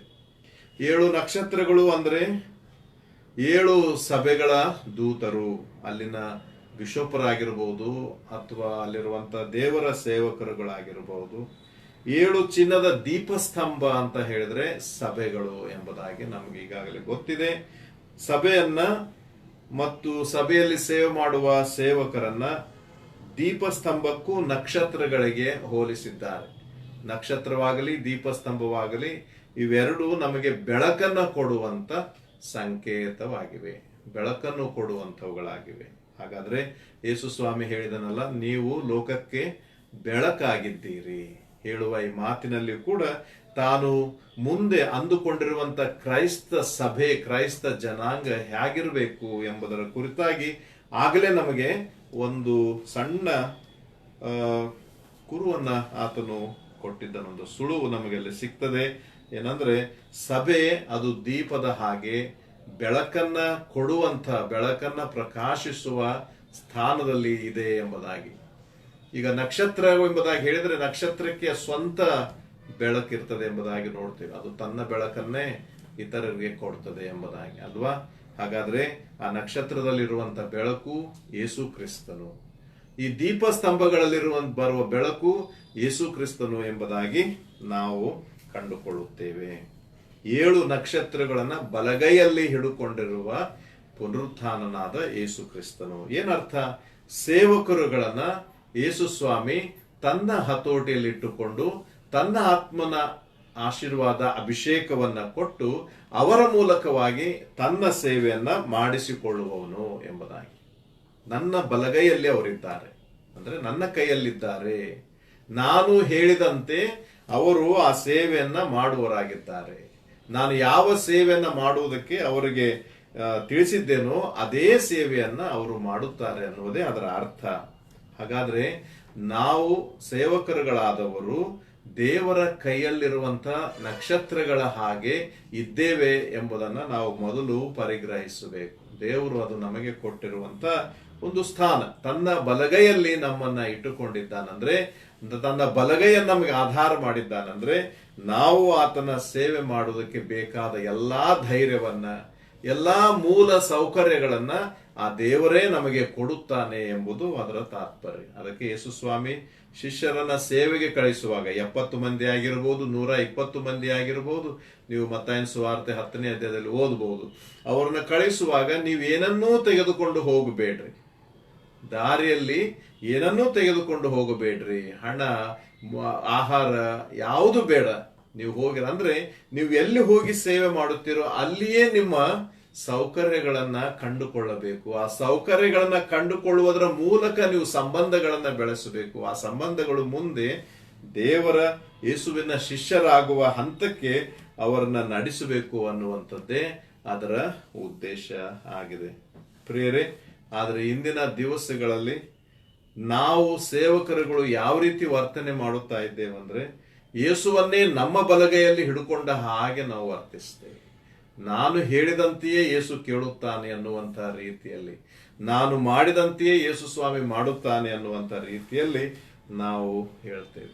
ಯೇಸು ಸ್ವಾಮಿಯ ವಿಚಾರವಾಗಿ ಅನೇಕ ಸಾರಿ ನಾನು ಅನೇಕ ವಿಷಯಗಳನ್ನ ಕೇಳುವಾಗ ಬಹಳ ದ್ವಂದ್ವವಾದಂಥ ಸಂಗತಿಗಳನ್ನ ಕೇಳಿ ಬಹಳ ಆಶ್ಚರ್ಯವಾಗ್ತಾ ಇದೆ. ಪ್ರಿಯರೇ, ಅದೆಲ್ಲವನ್ನ ವಿವರಿಸಿ ಹೇಳುವುದಕ್ಕೆ ಸಾಧ್ಯವಿಲ್ಲ. ಆದರೆ ನಾವು ದೇವರ ಕೈಯಲ್ಲಿದ್ದೇವೆ ಎಂಬುದಾಗಿ ಮಾತ್ರ ತಿಳಿದುಕೊಳ್ಳಬೇಕು. ಯೆರೆಮೀಯನ ಗ್ರಂಥದಲ್ಲಿ ಕುಂಬಾರನ ಕೈಯಲ್ಲಿರುವ ಜೇಡಿ ಮಣ್ಣು ನಾವಾಗಿದ್ದೇವೆ ಎಂಬುದಾಗಿ ದೇವರ ವಾಕ್ಯ ಹೇಳ್ತದೆ. ಆತನು ನಮ್ಮನ್ನು ರೂಪಿಸಿ ತನ್ನ ಸೇವೆಗೆ ನೇಮಿಸಿಕೊಳ್ಳುವನಾಗಿದ್ದಾನೆ. ಇನ್ನು ಎರಡನೇದಾಗಿ 7 ಚಿನ್ನದ ದೀಪಸ್ತಂಭಗಳ ಮಧ್ಯದಲ್ಲಿ ತಿರುಗಾಡುವ ಆತನಾಗಿದ್ದಾನೆ. ದೇವರು ಚಲಿಸುವ ದೇವರು, ಸಭೆಗಳ ಮಧ್ಯದಲ್ಲಿ ಚಲಿಸುವ ದೇವರು. ಈ ಚಲನೆಗೆ ನಾವು ಏನ್ ಹೇಳ್ಬೇಕು, ಏನ್ ಅರ್ಥ ಮಾಡಿಕೊಳ್ಬೇಕಂದ್ರೆ, ಆತನು ಕ್ರಿಯಾಶೀಲನಾದ ದೇವರು ಎಂಬುದಾಗಿ. ದೇವಸ್ಥಾನದಲ್ಲಿ ಕೂತುಕೊಂಡು ಪೂಜೆಯನ್ನ, ಆರಾಧನೆಯನ್ನ ಹೊಂದುವುದು ಮಾತ್ರ ಆತನ ಕೆಲಸವಲ್ಲ. ಇಡೀ ಸಭೆಯಲ್ಲಿ ಏನಾಗುತ್ತಿದೆ, ಏನಾಗಬೇಕಾಗಿದೆ ಎಂಬುದರ ಕುರಿತಾಗಿ ಆತನು ಚಲಿಸುತ್ತಾ ಇದ್ದಾನೆ. ಚಲಿಸುವ ಆತ್ಮ ಆತನಾಗಿದ್ದಾನೆ ಎಂಬುದು ನಮಗೆ ಗೊತ್ತಿರುವಂತ ಸಂಗತಿ. ಆತನು ನಮ್ಮ ಮಧ್ಯದಲ್ಲಿ ಇದ್ದಾನೆ, ತಿರುಗಾಡುತ್ತಿದ್ದಾನೆ. ತಿರುಗಾಡುತ್ತಿರುವುದಕ್ಕೆ ಒಂದು ಉದ್ದೇಶ ಇರಬೇಕು. ಸುಮ್ಮನೆ ತಿರುಗಾಡುವ, ತಿರುಗಾಡು ಅನ್ನುವ ಆ ಮಾತಿನಲ್ಲಿ ಏನರ್ಥ ಇದೆ ಅಂದ್ರೆ, ಸ್ವಾಮಿ ಎಲ್ಲವನ್ನ ನಮ್ಮಿಂದ ತಿಳಿದುಕೊಳ್ಳುವ, ಎಲ್ಲವನ್ನ ನಮಗೆ ಪೂರೈಸುವ, ಎಲ್ಲವನ್ನ ಪರೀಕ್ಷಿಸುವ, ಎಲ್ಲವನ್ನ ಎಚ್ಚರಿಸಿ ತಿದ್ದುವಂತ ಕಾರ್ಯ ಆತನು ಮಾಡುತ್ತಾನೆ ಎಂಬುದು ಈ ಶಬ್ದದಲ್ಲಿ ನಮಗೆ ಅರ್ಥವಾಗ್ತಾ ಇದೆ. ನೋಡ್ರಿ, ನಮ್ಮ ಓಣಿಗಳಲ್ಲಿ ಈಗ ಗೊತ್ತಿಲ್ಲ ನನಗೆ, ಮೊದಲು ನಮ್ಮ ಓಣಿಗಳಲ್ಲಿ ರಾತ್ರಿ ಕೆಲವೊಂದು ಸೂಕ್ಷ್ಮ ಪ್ರದೇಶಗಳಲ್ಲಿ, ನಾನು ಕೆಲವು ಚರ್ಚ್ಗಳಲ್ಲಿರುವಾಗ ಅಲ್ಲಿ ಒಂದು ಇಷ್ಟು ದಪ್ಪ ಹಾಳೆಗಳ ಒಂದು ಬಂಡಲ್ ಅನ್ನ ಅಲ್ಲಿ ತೂಗು ಹಾಕ್ತಾ ಇದ್ರು. ಅಲ್ಲಿ ಪೊಲೀಸರು ಬಂದು ಅಲ್ಲೆಲ್ಲ ಸ್ವಲ್ಪ ತಿರುಗಾಡಿ ಕಾಂಪೌಂಡ್ ನಲ್ಲಿ ಓಡಾಡಿ ಕೊನೆಗೆ ಇಷ್ಟು ಟೈಮಿಗೆ ನಾವು ಬಂದಿದ್ದೇವೆ ಎಂಬುದಾಗಿ ಸಿಗ್ನೇಚರ್ ಮಾಡಿ ಹೋಗ್ತಾ ಇದ್ರು. ಇನ್ನು ಹೇಳ್ಬೇಕಂದ್ರೆ ಗೂರ್ಖಾಗಳು ಎಂಬುದಾಗಿ ಇರ್ತಾ ಇದ್ರು. ಅವರು ರಾತ್ರಿ ಎಲ್ಲ ಪಟ್ಟಣಗಳಲ್ಲಿ ಓಡಾಡುತ್ತಾ ಸಪ್ಪಳ ಮಾಡುತ್ತಾ ಅವರಿದ್ದು ತಿಂಗಳಿಗೊಂದು ಸರ್ತೆ ಮನೆ ಕಡೆ ಬಂದು ಅವರು ಸ್ವಲ್ಪ ಹಣವನ್ನ ನಮ್ಮಿಂದ ತೆಗೆದುಕೊಂಡು ಹೋಗ್ತಾ ಇದ್ರು. ಈಗ ಗೂರ್ಖಾಗಳು ನೋಡ್ಲಿಕ್ಕೆ ಸಿಗ್ತಾರಿಲ್ಲ ಗೊತ್ತಿಲ್ಲ ನಮಗೆ. ಅವರು ತಿರುಗಾಡುವುದರಿಂದ ನಮಗೆ ಇವತ್ತು ಇಲ್ಲೋ ನಿರ್ಭಯವಾಗಿದ್ದೇವೆ, ಒಬ್ಬರು ನಮ್ಮನ್ನ ಕಾಯ್ತಾ ಇದ್ದಾರೆ ಅನ್ನುವಂತ ಈ ಒಂದು ಭ್ರಮೆ ಅಥವಾ ಈ ಒಂದು ಅನಿಸಿಕೆ ನಮ್ಮಲ್ಲಿ ಬರ್ತದೆ. ಪ್ರಿಯರೇ, ಅದೇ ರೀತಿಯಾಗಿ ಯೇಸು ಸ್ವಾಮಿ ಸಭೆಗಳ ಮಧ್ಯದಲ್ಲಿ ತಿರುಗಾಡುತ್ತಿದ್ದಾನೆ ಎಂಬುದಾಗಿ ಹೇಳುವಾಗ ಅಲ್ಲಿ ಅನೇಕ ವಿಷಯಗಳು ಬರ್ತವೆ. ಒಂದು, ಗಮನಿಸ್ತಾ ಇದ್ದಾನೆ ಎಂಬುದಾಗಿ ನಾವು ಅರ್ಥ ಮಾಡಿಕೊಳ್ಳಬೇಕು. ಸಹಾಯ ಮಾಡುವುದಕ್ಕೆ ಸಿದ್ಧನಾಗಿದ್ದಾನೆ ಎಂಬುದಾಗಿ ಅರ್ಥ ಮಾಡಿಕೊಳ್ಳಬೇಕು. ನಮ್ಮನ್ನ ನಿರಾಶೆಯಿಂದ ನಿರೀಕ್ಷೆಯಡೆಗೆ ನಡೆಸುವುದಕ್ಕೆ ಉತ್ತೇಜನ ಮಾಡುವುದಕ್ಕಾಗಿದ್ದಾನೆ ಎಂಬುದಾಗಿ ಅರ್ಥ ಮಾಡಿಕೊಳ್ಳಬೇಕು. ನಮ್ಮ ತಪ್ಪುಗಳನ್ನ ತಿದ್ದಿಕೊಳ್ಳುವುದಕ್ಕಾಗಿ, ಎಚ್ಚರಿಸುವುದಕ್ಕಾಗಿ, ನಮ್ಮನ್ನ ಕ್ರಮದಲ್ಲಿ ನಡೆಸುವುದಕ್ಕಾಗಿ ಆತನು ಜಾಗೃತನಾಗಿ ಕ್ರಿಯಾಶೀಲನಾಗಿ ತಿರುಗಾಡುತ್ತಿದ್ದಾನೆ ಎಂಬುದಾಗಿ ಈ ಒಂದು ಮಾತಿನಿಂದ ನಾವು ತಿಳಿದುಕೊಳ್ಳಬೇಕು. ಮುಂದೆ ಆತನು ಹೇಳ್ತಾ ಇದ್ದಾನೆ, ಈ ಚಿನ್ನದ ದೀಪಸ್ತಂಭಗಳ ಮಧ್ಯದಲ್ಲಿ ತಿರುಗಾಡುವ ಆತನು ಹೇಳುವುದೇನೆಂದರೆ, ಆತನು ಏನೋ ಒಂದನ್ನ ಈ ಸಭೆಗೆ ಹೇಳ್ತಾ ಇದ್ದಾನೆ. ಅದೇನಂದ್ರೆ, ಮೊದಲನೇದು, ನಿನ್ನ ಕೃತ್ಯಗಳನ್ನು, ಪ್ರಯಾಸವನ್ನು, ತಾಳ್ಮೆಯನ್ನು ಬಲ್ಲೆನು. ಪ್ರಿಯರೇ, ಈ ಪ್ರಕಟಣೆ ಬರೆಯುವಂತಹ ಕಾಲ ನಮಗೆ ಗೊತ್ತಿದೆ. ಹಿಂಸೆಗಳು ನಡೆಯುತ್ತಿದ್ದಂತ ಕಾಲ. ಬಹಳಷ್ಟು ಕ್ರೈಸ್ತರಿಗೆ ಹಿಂಸೆ ಬಹಳ ಪ್ರಬಲವಾಗಿತ್ತು. ಹಿಂಸೆಗೆ ಕಾರಣ, ಅವರು ಚಕ್ರವರ್ತಿಯ ವಿಗ್ರಹಕ್ಕೆ ದೇವರು ಎಂಬುದಾಗಿ ಒಪ್ಪಿಕೊಂಡು ಅದನ್ನು ನಮಸ್ಕರಿಸಿ ಪೂಜೆ ಮಾಡುತ್ತಿರಲಿಲ್ಲ. ಅದಕ್ಕೋಸ್ಕರ ಅವರ ಮೇಲೆ ಈ ಒಂದು ದೇಶದ್ರೋಹಿ ಕೆಲಸ ಇವರು ಮಾಡ್ತಾ ಇದ್ದಾರೆ ಎಂಬುದಾಗಿ ಆರೋಪ ಹೊರಿಸಿ ಅವರಿಗೆ ಶಿಕ್ಷೆಯನ್ನ ವಿಧಿಸ್ತಾ ಇದ್ರು. ಇನ್ನು ಎರಡನೇದಾಗಿ, ಯಾಕಂದ್ರೆ ಅವರು ಪ್ರತಿ ದಿವಸ ಹೆಚ್ಚು ಕಡಿಮೆ ಪ್ರತಿ ವಾರ ಈ ಕರ್ತನ ಭೋಜನದ ಆರಾಧನೆಯನ್ನ ಮಾಡ್ತಾ ಇದ್ರು. ಆ ಕರ್ತನ ಭೋಜನದಲ್ಲಿ ನಿನ್ನ ರಕ್ತ, ನಿನ್ನ ಮಾಂಸ ಅಂತ ಬರ್ತದೆ.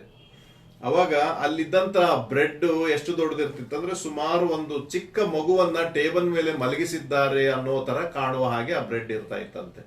ಒಂದೇ ಬ್ರೆಡ್ ದೊಡ್ಡದು, ಒಂದು ಚಿಕ್ಕ ಮಗುವನ್ನು ಮಲಗಿಸಿದ್ದಾರೆ. ಅಲ್ಲಿ ಹಿಂದೆ ನಿಂತುಕೊಂಡು ಅವ್ರು ಹೇಳ್ತಾ ಇದ್ರೆ, ದೇವರೇ, ಇದು ನಿನ್ನ ರಕ್ತ, ಇದು ನಿನ್ನ ಮಾಂಸ, ಇದರಲ್ಲಿ ನಾವು ಪಾಲ್ ತೆಗೆದುಕೊಳ್ಳುತ್ತೇವೆ ಎಂಬುದಾಗಿ ಹೇಳುವಾಗ ಅನ್ಯ ಜನರಿಗೆ ಏನ್ ಅನಿಸ್ತಾ ಇತ್ತಂದ್ರೆ, ಇವರು ನರಮಾಂಸ ದಾರಿ, ಇವರು ಮಾಂಸಾಹಾರಿಗಳು, ನರಹಂತಕರು ಎಂಬುದಾಗಿ ಅವರನ್ನ ಅಂದುಕೊಂಡು ಅವರ ಮೇಲೆ ಸುಮ್ಮನೆ ಆರೋಪಗಳು. ಅವರು ಮಕ್ಕಳನ್ನ ಕೊಂದು ತಿನ್ನುತ್ತಾರೆ, ನಾವು ಅವರ ಟೇಬಲ್ ಮೇಲೆ ಮಗುವನ್ನ ಮಲಗಿಸಿ ಅದರ ಮೇಲೆ ಒಂದು ಬಟ್ಟೆಯನ್ನು ಹಾಕಿದ್ದನ್ನ ನೋಡಿದ್ದೇವೆ ಎಂಬುದಾಗಿ ಹೇಳಿ, ಅದು ಕೂಡ ಒಂದು ದೊಡ್ಡ ಒಂದು ಸಮಸ್ಯೆಯಾಗಿ ಅನೇಕ ಕ್ರೈಸ್ತರಿಗೆ ಅದು ಹಿಂಸೆಯನ್ನ ಉಂಟು ಮಾಡುವಂಥದ್ದು ಆಗಿತ್ತು. ಪ್ರಿಯರೇ, ಹೀಗೆ ಈ ಹಿಂಸೆಯ ಕಾಲದಲ್ಲಿ ಎಫೆಸ ಪಟ್ಟಣದ ಕುರಿತಾಗಿ ಪುನರುತ್ಥಾನದ ಯೇಸು ಸ್ವಾಮಿ ಹೇಳ್ತಾ ಇದ್ದಾನೆ, ನಿನ್ನ ಕೃತ್ಯಗಳನ್ನು ಬಲ್ಲೆನು. ಇಂಥ ಸಂದರ್ಭದಲ್ಲಿ ನೀನು ಯಾವ ರೀತಿ ನಡೆದುಕೊಳ್ಳುತ್ತಾ ಇದ್ದಿ, ನಿನ್ನ ಕಾರ್ಯಗಳು ಏನು ಎಂಬುದನ್ನು ಕೂಡ ನಾನು ಬಲ್ಲೆನು ಎಂಬುದಾಗಿ ಆತನು ಇಲ್ಲಿ ಬೋಧಿಸ್ತಾ ಇದ್ದಾನೆ.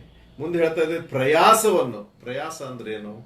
ಕೃತ್ಯಗಳನ್ನು ಅಂತ ಹೇಳಿದ್ರೆ ನೀತಿಯ ಕಾರ್ಯಗಳು, ಅವರು ಮಾಡುತ್ತಿದ್ದಂತ ನೀತಿಯ ಕಾರ್ಯಗಳು, ಭಕ್ತಿ ಕಾರ್ಯಗಳು, ಇವೆಲ್ಲವುಗಳನ್ನ ನಾನು ನೋಡಿದ್ದೇನೆ. ಪ್ರಯಾಸವನ್ನು ಅಂದ್ರೆ ಸುವಾರ್ತೆನ ಸಾರುವ ಕೆಲಸ, ಅದೊಂದು ಪ್ರಯಾಸದ ಕೆಲಸ ಆಗಿತ್ತು. ಯಾಕಂದ್ರೆ ಹಿಂಸೆ ಇದೆ ಜನರಲ್ಲಿ. ದೇವರ ಕುರಿತಾಗಿ, ಯೇಸುವಿನ ಕುರಿತಾಗಿ, ಸುವಾರ್ತೆಯನ್ನು ಸಾರುವುದರ ಕುರಿತಾಗಿ ಒಂದು ತಪ್ಪಾದ ಅಭಿಪ್ರಾಯ ಜನರಲ್ಲಿ ಮೂಡಿಬಿಟ್ಟಿದೆ. ಇಂಥ ಸಂದರ್ಭದಲ್ಲಿ ಯೇಸುವಿನ ಪ್ರೀತಿಯನ್ನ ಸುವಾರ್ತೆಯಾಗಿ ಹಂಚಿಕೊಳ್ಳುವುದಿದೆಯಲ್ಲ, ಅದು ಬಹಳ ಪ್ರಯಾಸದ ಕೆಲಸ, ಒಂದು ಅಪಾಯಕಾರಿ ಮಟ್ಟದಲ್ಲಿದ್ದಂಥ ಒಂದು ಸೇವೆ. ಅದನ್ನ ಯೇಸು ಸ್ವಾಮಿ ಶ್ಲಾಘನೆ ಮಾಡಿ ಹೇಳ್ತಾ ಇದ್ದಾನೆ, ಅಭಿನಂದಿಸ್ತಾ ಇದ್ದಾನೆ. ನೀವು ಪ್ರಯಾಸವನ್ನು, ದೇವರ ಸೇವೆಯಲ್ಲಿ ಒಂದು ದೊಡ್ಡ ಪ್ರಯಾಸವನ್ನ ನೀವು ಪಟ್ಟಿದ್ದೀರಿ ಎಂಬುದಾಗಿ.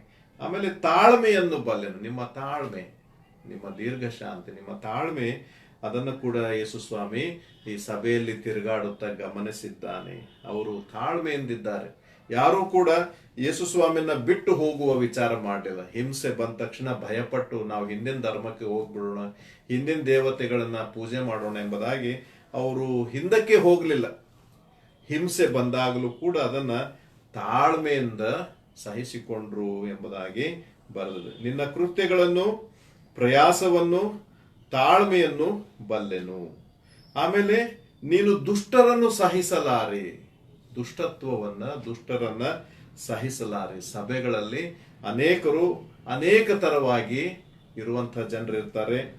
ಕೆಲವರು ದೇವರ ಮೇಲೆ ವಿಶ್ವಾಸವಿಟ್ಟು ಜೀವನ ಮಾಡುವುದಾದ್ರೆ, ಇನ್ನು ಕೆಲವರು ದೇವರನ್ನ ನಂಬಿದ್ದರೂ ಕೂಡ ಅವರ ಕೃತ್ಯಗಳು ದುಷ್ಟ ಕೃತ್ಯಗಳಾಗಿರುತ್ತವೆ. ಅಂತ ಜನರು ಎಫೆಸ ಪಟ್ಟಣದಲ್ಲಿ ನೀನು ದುಷ್ಟರನ್ನು ಸಹಿಸಲಾರೆ ಎಂಬುದಾಗಿ ಹೇಳಿದ್ರೆ, ಮೋಸ್ಟ್ಲಿ ಆ ಟೆಂಪಲ್ ನಲ್ಲಿ ಆ ಆರ್ತಿಮಿ ದೇವಿ ಆ ಒಂದು ದೇವಾಲಯದ ಆ ಸುತ್ತಮುತ್ತಲು ನಡೆಯುತ್ತಿದ್ದಂತ ಅನೈತಿಕ ಚಟುವಟಿಕೆಗಳನ್ನ ನೀನು ಸಹಿಸುವುದಿಲ್ಲ, ಅವುಗಳನ್ನ ಖಂಡಿಸ್ತಾ ಇದ್ದಿ, ಅವುಗಳನ್ನ ಮಾಡುವವರನ್ನ ಖಂಡಿಸ್ತಾ ಇದ್ದಿ ಎಂಬುದಾಗಿ ಈ ಮಾತಿನ ಮೂಲಕ ಗೊತ್ತಾಗ್ತದೆ. ನೀನು ದುಷ್ಟರನ್ನು ಸಹಿಸಲಾರೆ. ಅಪೋಸ್ತರಲ್ಲದಿದ್ದರೂ ತಮ್ಮನ್ನು ಅಪೋಸ್ತಲರೆಂದು ಹೇಳಿಕೊಳ್ಳುವವರನ್ನು ನೀನು ಪರೀಕ್ಷಿಸಿ. ನೋಡ್ರಿ, ಅವರಲ್ಲಿ ಅಂತ ಒಂದು ಮೆಚುರಿಟಿ ಇತ್ತಂದ್ರೆ, ಎಷ್ಟೊಂದು ಪ್ರೌಢರಾಗಿದ್ದರಂದ್ರೆ, ಬಂದವ್ರನ್ನೆಲ್ಲ ಹಾಗೆ ಸ್ವೀಕಾರ ಮಾಡ್ತಿರ್ಲಿಲ್ಲ. ಅವರು ಯಾರು ಅವ್ರ ಮಳೆಗೆ ದೇವರ ಸೇವಕರು ಎಂಬುದಾಗಿ ಬಂದ್ರೆ ಅವರನ್ನ ಹಾಗೇ ಸ್ವೀಕಾರ ಮಾಡ್ತಿರ್ಲಿಲ್ಲ, ಅವರನ್ನ ಪರೀಕ್ಷೆಗೆ ಒಳಪಡಿಸ್ತಾ ಇದ್ರು ಎಂಬುದಾಗಿ ಬರೆದು, ವಿಶೇಷವಾಗಿ ಅಪೋಸ್ತಲರು ಎಂಬುದಾಗಿ. ಪ್ರಿಯರೇ, ಇದು ಗ್ರೀಕ್ ಭಾಷೆಯ ಶಬ್ದ ಅಪೋಸ್ತಲೋಸ್ ಎಂಬುದಾಗಿ. ಅಪೋಸ್ತಲ ಎಂಬುದಾಗಿ ಹೇಳಿದ್ರೆ ಕಳುಹಿಸಲ್ಪಟ್ಟವನು ಎಂಬುದಾಗಿ, ಒಂದು ಕೆಲಸ ಮಾಡುವುದಕ್ಕೆ, ಒಂದು ಸಂದೇಶ ಕೊಡುವುದಕ್ಕೆ ಕಳುಹಿಸಲ್ಪಟ್ಟವನು ಎಂಬುದಾಗಿ. ಅಪೋಸ್ತಲರು ಎಂಬ ಈ ಪದವಿ ಅಥವಾ ಈ ಒಂದು ಸ್ಥಾನ ಯಾರಿಗೆ ಸಿಕ್ಕಿತ್ತಂದ್ರೆ, ಯೇಸು ಸ್ವಾಮಿಯನ್ನ ಕಣ್ಣಾರೆ ನೋಡಿದ ಆ 12 ಜನರಿಗೆ ಸಿಕ್ಕಿತ್ತು.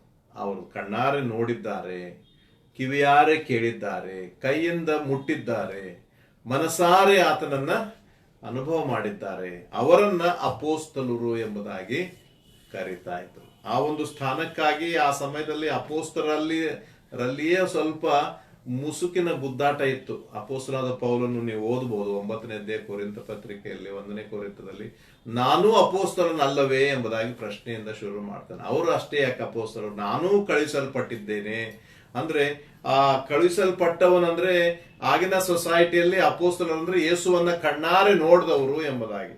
ಆದ್ರೆ ಉಳಿದವರು ಅದನ್ನ ಹೇಗೆ ಅರ್ಥ ಮಾಡಿಕೊಂಡಿದ್ರಂದ್ರೆ, ನಾನು ಕಳಿಸಲ್ಪಟ್ಟಿದ್ದೇನೆ, ನನ್ನನ್ನು ಯೇಸು ಸ್ವಾಮಿ ಸೇವೆಗೆ ಕರೆದಿದ್ದಾನೆ, ನಾನೂ ಸೇವೆ ಮಾಡಿ, ನಾನೂ ಅಪೋಸ್ತಲನೆ ಅನ್ನುವಂತ ಈ ವಾದ ಪ್ರತಿವಾದ ಆಗಿನ ಕಾಲದಲ್ಲಿ ಅಲ್ಲಿ ನಡೀತಾ ಇತ್ತು.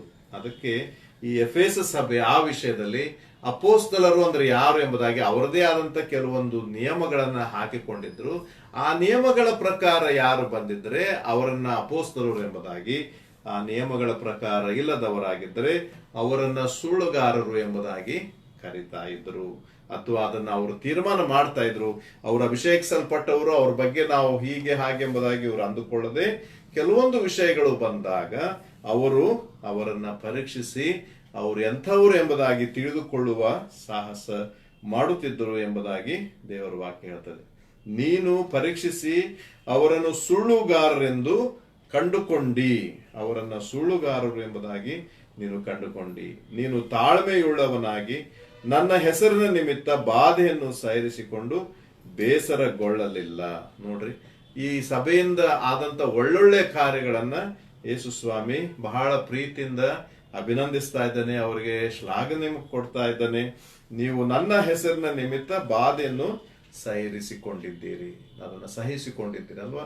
ಯೇಸು ಸ್ವಾಮಿ ಸ್ವತಃ ಹೇಳಿದ್ದಾರೆ, ನನ್ನ ಹೆಸರು ನಿಮಿತ್ತ ನಿಮ್ಮನ್ನು ನ್ಯಾಯಾಲಯಗಳಿಗೆ ಎಳ್ಕೊಂಡು ಹೋಗುವರು, ಕೊರಡೆಗಳಿಂದ ಹೊಡಿಸುವರು, ಸೆರೆಮನೆಯೊಳಗೆ ಹಾಕುವರು ಎಂಬುದಾಗಿ, ಲೋಕದಲ್ಲಿ ನಿಮಗೆ ಸಂಕಟ ಉಂಟು ಎಂಬುದಾಗಿ ಸ್ವಾಮಿ ನಮಗೆ ಹೇಳಿದ್ದಾರೆ. ಅದೇ ರೀತಿ ಈ ಸಭೆಯಲ್ಲಿದ್ದಂತ ಜನರು ಎಂಥವರಾಗಿದ್ದಾರೆ ಅಂದ್ರೆ, ಕರ್ತನ ಹೆಸರಿನ ನಿಮಿತ್ತ ಏನೇ ಬಾಧೆಗಳು ಬಂದರೂ ಅವುಗಳನ್ನ ಸಹಿಸಿಕೊಳ್ಳುವವರಾಗಿದ್ದರು, ಬೇಸರಗೊಳ್ಳುತ್ತಿರಲಿಲ್ಲ, ಉತ್ಸಾಹದಿಂದ ಸಹಿಸಿಕೊಳ್ಳುತ್ತಿದ್ದರು ಎಂಬುದಾಗಿ ದೇವರ ವಾಕ್ಯ ಹೇಳ್ತದೆ. ಪ್ರಿಯರೇ, ಎಂಥ ಒಂದು ವಿಶ್ವಾಸ ಆ ಸಭೆಯಲ್ಲಿ ಇತ್ತು ಎಂಬುದಾಗಿ ನೋಡಬಹುದು. ಆ ಸಭೆಯ ಸುತ್ತಲಿರುವಂತ ಪರಿಸ್ಥಿತಿ ಹೇಗಿದೆ ಅಂದ್ರೆ, ತುಂಬಾ ಪಾಪ ಮಾಡುವಂತಹ ಒಂದು ಪಾಪಮಯವಾದಂತ ಪ್ರದೇಶದಲ್ಲಿ ಈ ಪವಿತ್ರವಾದ ಒಂದು ಸಣ್ಣ ಸಭೆ ಅಲ್ಲಿ ದೀಪಸ್ತಂಭದ ಹಾಗೆ ಅದು ಮಿನುಗುತ್ತಾ ಇದೆ, ಬೆಳಕು ಕೊಡ್ತಾ ಇದೆ, ಸಣ್ಣನೆಯ ಬೆಳಕು ಆ ಜನರಲ್ಲಿ ಕೊಡುತ್ತಾ ಇದೆ. ಎಲ್ಲವನ್ನ ತಾಳಿಕೊಂಡು ಎಲ್ಲವನ್ನ ನುಂಗಿಕೊಂಡು ಅವರು ಎಲ್ಲವನ್ನ ಸಹಿರಿಸಿಕೊಂಡು ಅವರು ಪ್ರಯಾಸ ಪಟ್ಟು ಆ ಪಾಪಿ ಜಗತ್ತು ಅಂದ್ರೆ ಅಲ್ಲೆಲ್ಲ ಬರೇ ಹಣ, ಅಲ್ಲೆಲ್ಲ ಬರೇ ಅನೈತಿಕ ಚಟುವಟಿಕೆಗಳು, ವೇಷಧಾರಣೆ ಇಂಥದ್ದೇ ಅಲ್ಲಿ ಸುತ್ತಲೂ ಇದೆ. ಎಲ್ಲಿಯೂ ಕೂಡ ಅವರಿಗೆ ಒಂದು ಒಳ್ಳೆಯ ವಾತಾವರಣ ನೋಡ್ಲಿಕ್ಕೆ ಸಿಗುವುದಿಲ್ಲ. ಅಂಥ ಒಂದು ಪ್ರದೇಶದಲ್ಲಿ ದೇವರ ಮೇಲೆ, ಯೇಸುವಿನ ಮೇಲೆ ನಂಬಿಕೆ ಇಟ್ಟಂತ ಈ ಸಣ್ಣ ಸಭೆ ಒಂದು ಚಿಕ್ಕ ಬೆಳಕಾಗಿ ಅಲ್ಲಿ ಬೆಳಕನ್ನು ಕೊಡ್ತಾ ಇದೆಯಲ್ಲ, ಅದನ್ನ ಪುನರುತ್ಥಾನನಾದ ಯೇಸು ಕ್ರಿಸ್ತನು ಗಮನಿಸಿ ಅವರಿಗೆ ಶಹಬಾಸ್ ಎಂಬುದಾಗಿ ಹೇಳ್ತಾ ಇದ್ದೇನೆ. ಒಂದು ಚಿಕ್ಕ ಬೆಳಕಾಗಿ ನೀವು ಇಷ್ಟು ದೊಡ್ಡ ಪಟ್ಟಣದಲ್ಲಿ, ಇಷ್ಟು ದೊಡ್ಡ ನಗರದಲ್ಲಿ ನೀವು ಎಲ್ಲರಿಗೂ ಕ್ರಿಸ್ತನ ಬೆಳಕನ್ನ ಕೊಡುತ್ತಾ ಇದ್ದೀರಿ ಎಂಬುದಾಗಿ. ಪ್ರಿಯರೇ, ಈ ಒಂದು 4 ವಚನಗಳ ಭಾಗ ನಮಗೆ ಏನು ಕಲಿಸ್ತಾ ಇದೆ ಅಂದ್ರೆ, ಯೇಸು ಸ್ವಾಮಿ ನಮ್ಮ ಮಧ್ಯದಲ್ಲಿ ಇದ್ದಾನೆ, ನಮ್ಮನ್ನ ಗಮನಿಸುತ್ತಿದ್ದಾನೆ, ನಾವು ಏನು ಮಾಡುತ್ತಾ ಇದ್ದೇವೆ ಎಂಬುದನ್ನ ಆತನು ತಿಳಿದುಕೊಂಡಿದ್ದಾನೆ, ನಮ್ಮ ಕೃತ್ಯಗಳನ್ನು ಆತನು ಬಲ್ಲವನಾಗಿದ್ದಾನೆ, ನಾವು ಸೇವೆಯಲ್ಲಿ ಪಡುವ ಪ್ರಯಾಸ ಏನು ಆತನಿಗೆ ಗೊತ್ತಿದೆ, ನಮ್ಮ ತಾಳ್ಮೆ ಎಷ್ಟು ಆತನಿಗೆ ಗೊತ್ತಿದೆ. ಎಲ್ಲವನ್ನ ಬಲ್ಲಂತ ದೇವರು ನಮ್ಮ ಜೊತೆ ಇದ್ದಾನೆ ಅಂತ ಒಂದು ವಿಷಯ ನಮಗೆ ಗೊತ್ತಾಗ್ತದೆ. ಎರಡನೇ ವಿಷಯ, ನಾವು ಸಭೆಯಾಗಿ, ಕರ್ತನ ಸೇವಕರಾಗಿ ದೇವರ ವಾಕ್ಯದಲ್ಲಿ ಎಷ್ಟು ಪ್ರೌಢತೆಯನ್ನ ಹೊಂದಿದ್ದೇವೆ, ಅಥವಾ ಕೇವಲ ಕಣ್ಣು ಮುಚ್ಚಿಕೊಂಡು ದೇವರ ಹೆಸರು ಹೇಳಿ ಬಂದಿದ್ದಾರೆ, ದೇವರು ಅಂತ ಇದ್ದಾರೆ, ದೇವರು ಎಂಬುದಾಗಿ ಎಲ್ಲವನ್ನ ಕಣ್ಣು ಮುಚ್ಚಿ ನಾವು ಮಾಡುತ್ತಾ ಇದ್ದೇವಾ, ಅಥವಾ ಪರೀಕ್ಷಿಸಿ ತಿಳಿದುಕೊಳ್ಳುವ ಮಟ್ಟಕ್ಕೆ ನಾವು ಬೆಳೆದಿದ್ದೇವಾ ಎಂಬುದನ್ನ ಇಲ್ಲಿ ನಮಗೊಂದು ಪ್ರಶ್ನೆಯಾಗಿ ಈ ಸಭೆಯಿಂದ ನಾವು ಕಲಿತುಕೊಳ್ಳುತ್ತಾ ಇದ್ದೇವೆ. ಯೇಸು ಸ್ವಾಮಿ ನಮ್ಮ ಸುತ್ತಲಿದ್ದು ಎಷ್ಟೊಂದು ವಿಷಯಗಳನ್ನ ಗಮನಿಸ್ತಾ ಇದ್ದಾನೆ. ನಾವು ಪಾಪದಿಂದ ತುಂಬಿರುವ ಈ ಲೋಕದಲ್ಲಿ, ಒಂದು ಪಟ್ಟಣವಾಗಿರ್ಬೋದು, ಹಳ್ಳಿ ಆಗಿರ್ಬೋದು, ನಾವೆಲ್ಲೇ ಇದ್ದರೂ ನಾವು ಪಾಪದಿಂದ ತುಂಬಿರುವ ಈ ಜಗತ್ತಿನ ಮಧ್ಯದಲ್ಲಿ ಒಂದು ಸಣ್ಣ ದೀಪಸ್ತಂಭವಾಗಿ, ಒಂದು ಸಣ್ಣ ಬೆಳಕನ್ನು ಕೊಡುವ ದೀಪಸ್ತಂಭವಾಗಿ ಇದ್ದೇವೆ. ಹಾಗಾದ್ರೆ ಬೆಳಕು, ಅದು ಬೆಳಕು ಕೊಡದೆ ಅದು ಕತ್ತಲೆ ಆದ್ರೆ ಆ ಕತ್ತಲೆ ಇನ್ನೆಷ್ಟೆನ್ನಬೇಕೆಂಬುದಾಗಿ ಯೇಸು ಸ್ವಾಮಿ ಒಂದು ಕಡೆ ಕೇಳಿದ್ದಾರೆ. ಪ್ರಿಯರೇ, ಬೆಳಕನ್ನು ಕೊಡುವ ನಾವುಗಳೇ ಕತ್ತಲೆಯ ಮಾರ್ಗವನ್ನ ಅನುಸರಿಸಿ ನಡೆಯುವುದಾದ್ರೆ ಈಗ ಬೆಳಕು ಎಲ್ಲಿಂದ ಬರಬೇಕು? ಎಫೆಸ ಪಟ್ಟಣದ ಸುತ್ತಲೂ ಕೂಡ ಅಲ್ಲಿದ್ದಂತ ಹಣ, ಸ್ಥಿತಿ, ಸ್ಥಾನ, ಐಶ್ವರ್ಯ, ಅವರ ದೇವರ ವಿಷಯದಲ್ಲಿ ಅವರ ಕಣ್ಣುಗಳು ಮುಚ್ಚಿ ಹೋಗಿದ್ದವು. ಸತ್ಯವನ್ನ ಅರಿಯುವುದಕ್ಕೆ ಯಾರಿಗೂ ಇಷ್ಟವಿಲ್ಲದೆ ಇರುವಂತಹ ಸ್ಥಿತಿ, ಪಾಪವನ್ನೇ ಮಾಡಿಕೊಂಡು ಬದುಕುವಂತಹ ವಾತಾವರಣದಲ್ಲಿ ಇವರು ಒಂದು ಸಭೆಯಾಗಿ, ಕೆಲವರು ಅವರು ಯಹೂದ್ಯರು, ಗ್ರೀಕರು, ಸ್ಥಳೀಯರು ಎಲ್ಲರೂ ಒಂದು ಸಭೆಯಾಗಿ ಯೇಸು ಕ್ರಿಸ್ತನ ಬೆಳಕುಗಳಾಗಿ ಅಲ್ಲಿ ಸುವಾರ್ತೆಯನ್ನ ಸಾರ್ತಾ ಇದ್ದಾರೆ. ಆ ಸುವಾರ್ತೆಯಿಂದ ಬರುವ ಹಿಂಸೆಯನ್ನು ಅವರು ಅನುಭವ ಮಾಡ್ತಾ ಇದ್ದಾರೆ. ಅದನ್ನ ಸಹಿಸಿಕೊಂಡು ಬೇಸರಗೊಳ್ಳದೆ ಅವರು ಪ್ರಯಾಸ ಪಡುತ್ತಾ ಇದ್ದಾರೆ. ಇದು ಇಂದಿನ ಸಭೆಗೆ ಒಂದು ಪಾಠವಾಗಿದೆ. ಇವತ್ತು ನಮ್ಮ ಸಭೆಗಳಲ್ಲಿ ಈ ರೀತಿಯಾದಂತಹ ಸ್ಥಿತಿಗತಿಗಳನ್ನ ನಾವು ನೋಡುವುದಿಲ್ಲ. ಪ್ರಯಾಸಪಟ್ಟು ಸೇವೆ ಮಾಡುವಂತಹ ಸಭೆಗಳು, ಪ್ರಯಾಸಪಟ್ಟು ಇನ್ನೊಬ್ಬರ ಏಳಿಗೆಗಾಗಿ ಪ್ರಯತ್ನ ಮಾಡುವ ಸಭೆಗಳು, ಸಭಿಕರು ಕಡಿಮೆಯಾಗಿದ್ದಾರೆ ಎಂಬುದಾಗಿ ಹೇಳಿದರೆ ತಪ್ಪಾಗಲಿಕ್ಕಿಲ್ಲ. ಪ್ರಿಯ ದೇವಜನರೇ, ನಮ್ಮನ್ನು ಕರ್ತನ ಸನ್ನಿಧಾನದಲ್ಲಿ ಪರೀಕ್ಷೆ ಮಾಡಿಕೊಳ್ಳೋಣ. ನಾವು ಒಂದು ಸಭೆಯಾಗಿ, ಒಬ್ಬ ಕ್ರೈಸ್ತ ವಿಶ್ವಾಸಿಯಾಗಿ ನಾನು ಹೇಗೆ ಜೀವನ ಮಾಡುತ್ತಾ ಇದ್ದೇನೆ, ದೇವರು ನನ್ನಿಂದ ಏನೆಲ್ಲ ಗಮನಿಸ್ತಾ ಇದ್ದಾನೆ ಎಂಬುದನ್ನ ನಾವು ತಿಳಿದುಕೊಳ್ಳುವಂಥದ್ದು ಬಹಳ ವಿಶೇಷವಾದದ್ದು. ಹಾಗೆ ದೇವರು ನಿಮ್ಮನ್ನು ಕರುಣಿಸಿ ನಡೆಸಲಿ. ನಿಮ್ಮ ಮಧ್ಯದಲ್ಲಿ, ನಮ್ಮ ಮಧ್ಯದಲ್ಲಿ ಆತನಿದ್ದಾನೆ, ಗಮನಿಸ್ತಿದ್ದಾನೆ, ಎಲ್ಲವನ್ನ ತಿಳಿದುಕೊಳ್ಳುತ್ತಾ ಇದ್ದಾನೆ ಎಂಬುದನ್ನ ನಾವು ಗ್ರಹಿಸಿಕೊಂಡವರಾಗಿ ಭಯಭಕ್ತಿಯಿಂದ ಆತನನ್ನ ಆರಾಧಿಸೋಣ. ನಾವಿರುವ ಸ್ಥಳದಲ್ಲಿಯೇ ಅದು ಚಿಕ್ಕ ಬೆಳಕೋ ದೊಡ್ಡ ಬೆಳಕೋ ನಮಗೆ ಗೊತ್ತಿಲ್ಲ, ನಾವು ಬೆಳಕಾಗಿ ಅನೇಕರಿಗೆ ಮಾರ್ಗದರ್ಶನ ಕೊಡುವವರಾಗಿರೋಣ. ದೇವರು ನಮ್ಮನ್ನ ಆಶೀರ್ವಾದ ಮಾಡಲಿ. ಮುಂದಿನ ವಾರ ಇದೇ ಸಮಯದಲ್ಲಿ ಮತ್ತೆ ನಾವು 4ನೇ ವಚನದ ಮುಂದಿನ ಭಾಗದಿಂದ 7ನೇ ವಚನದವರೆಗೆ ಧ್ಯಾನ ಮಾಡೋಣ. ಇದರ ಮೇಲೆ ನಿಮ್ಗೇನಾದ್ರೂ ನಿಮ್ಮ ವಿಶ್ಲೇಷಣೆಗಳು, ಅನಿಸಿಕೆಗಳು, ಪ್ರಶ್ನೆಗಳು ಇದ್ದರೆ ದಯವಿಟ್ಟು ಸಾರ್ವಜನಿಕವಾಗಿ ಕೇಳುವಂತವುಗಳಾಗಿದ್ದರೆ ಅವುಗಳನ್ನ ಫೇಸ್ಬುಕ್ ಅಲ್ಲಿ ನೀವು ಕೇಳಬಹುದು.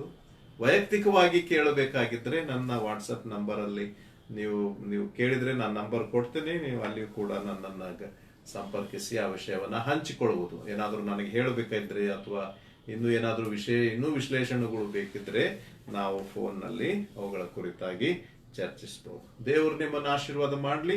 ಆರೋಗ್ಯವಾಗಿರ್ರಿ. ಕೊರೋನಾ ಭೀತಿ ಮತ್ತು ಹೆಚ್ಚಾಗುತ್ತಾ ಹೋಗ್ತಾ ಇದೆ, ನಮ್ಗೆಲ್ಲರಿಗೂ ಗೊತ್ತಿದೆ. ಆದ್ರಿಂದ ಕಾಲಕ್ಕೆ ಸರ್ಕಾರದವರು ಕೊಡುವ ಎಲ್ಲಾ ಕಾಯ್ದೆ ಕಾನೂನುಗಳನ್ನ ಪಾಲನೆ ಮಾಡಿ ಸಹಕರಿಸೋಣ. ಈ ಒಂದು ಸಂಕಷ್ಟದ ದಿನಗಳಿಂದ ನಾವು ಬೇಗನೆ ಪಾರಾಗುವುದಕ್ಕೆ ಪ್ರಯಾಸ ಪಡೋಣ. ದೇವರು ನಿಮ್ಮನ್ನು ಆಶೀರ್ವಾದ ಮಾಡಲಿ. ಪ್ರಾರ್ಥನೆ ಮಾಡೋಣ.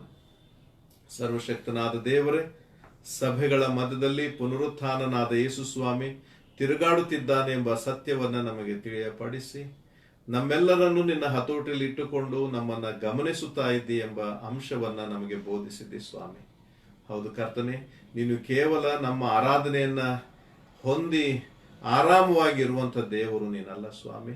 ಇಸ್ರಾಯೇಲರನ್ನು ಕಾಯುವಾತನು ತೂಕಡಿಸುವುದಿಲ್ಲ, ನಿದ್ರಿಸುವುದಿಲ್ಲ ಎಂಬುದಾಗಿ ಹೇಳಿದಂತೆ ನೀನು ತಿರುಗಾಡುವ ದೇವರಾಗಿದ್ದಿ ಸ್ವಾಮಿ, ಸಂಚರಿಸುವ ದೇವರಾಗಿದ್ದಿ.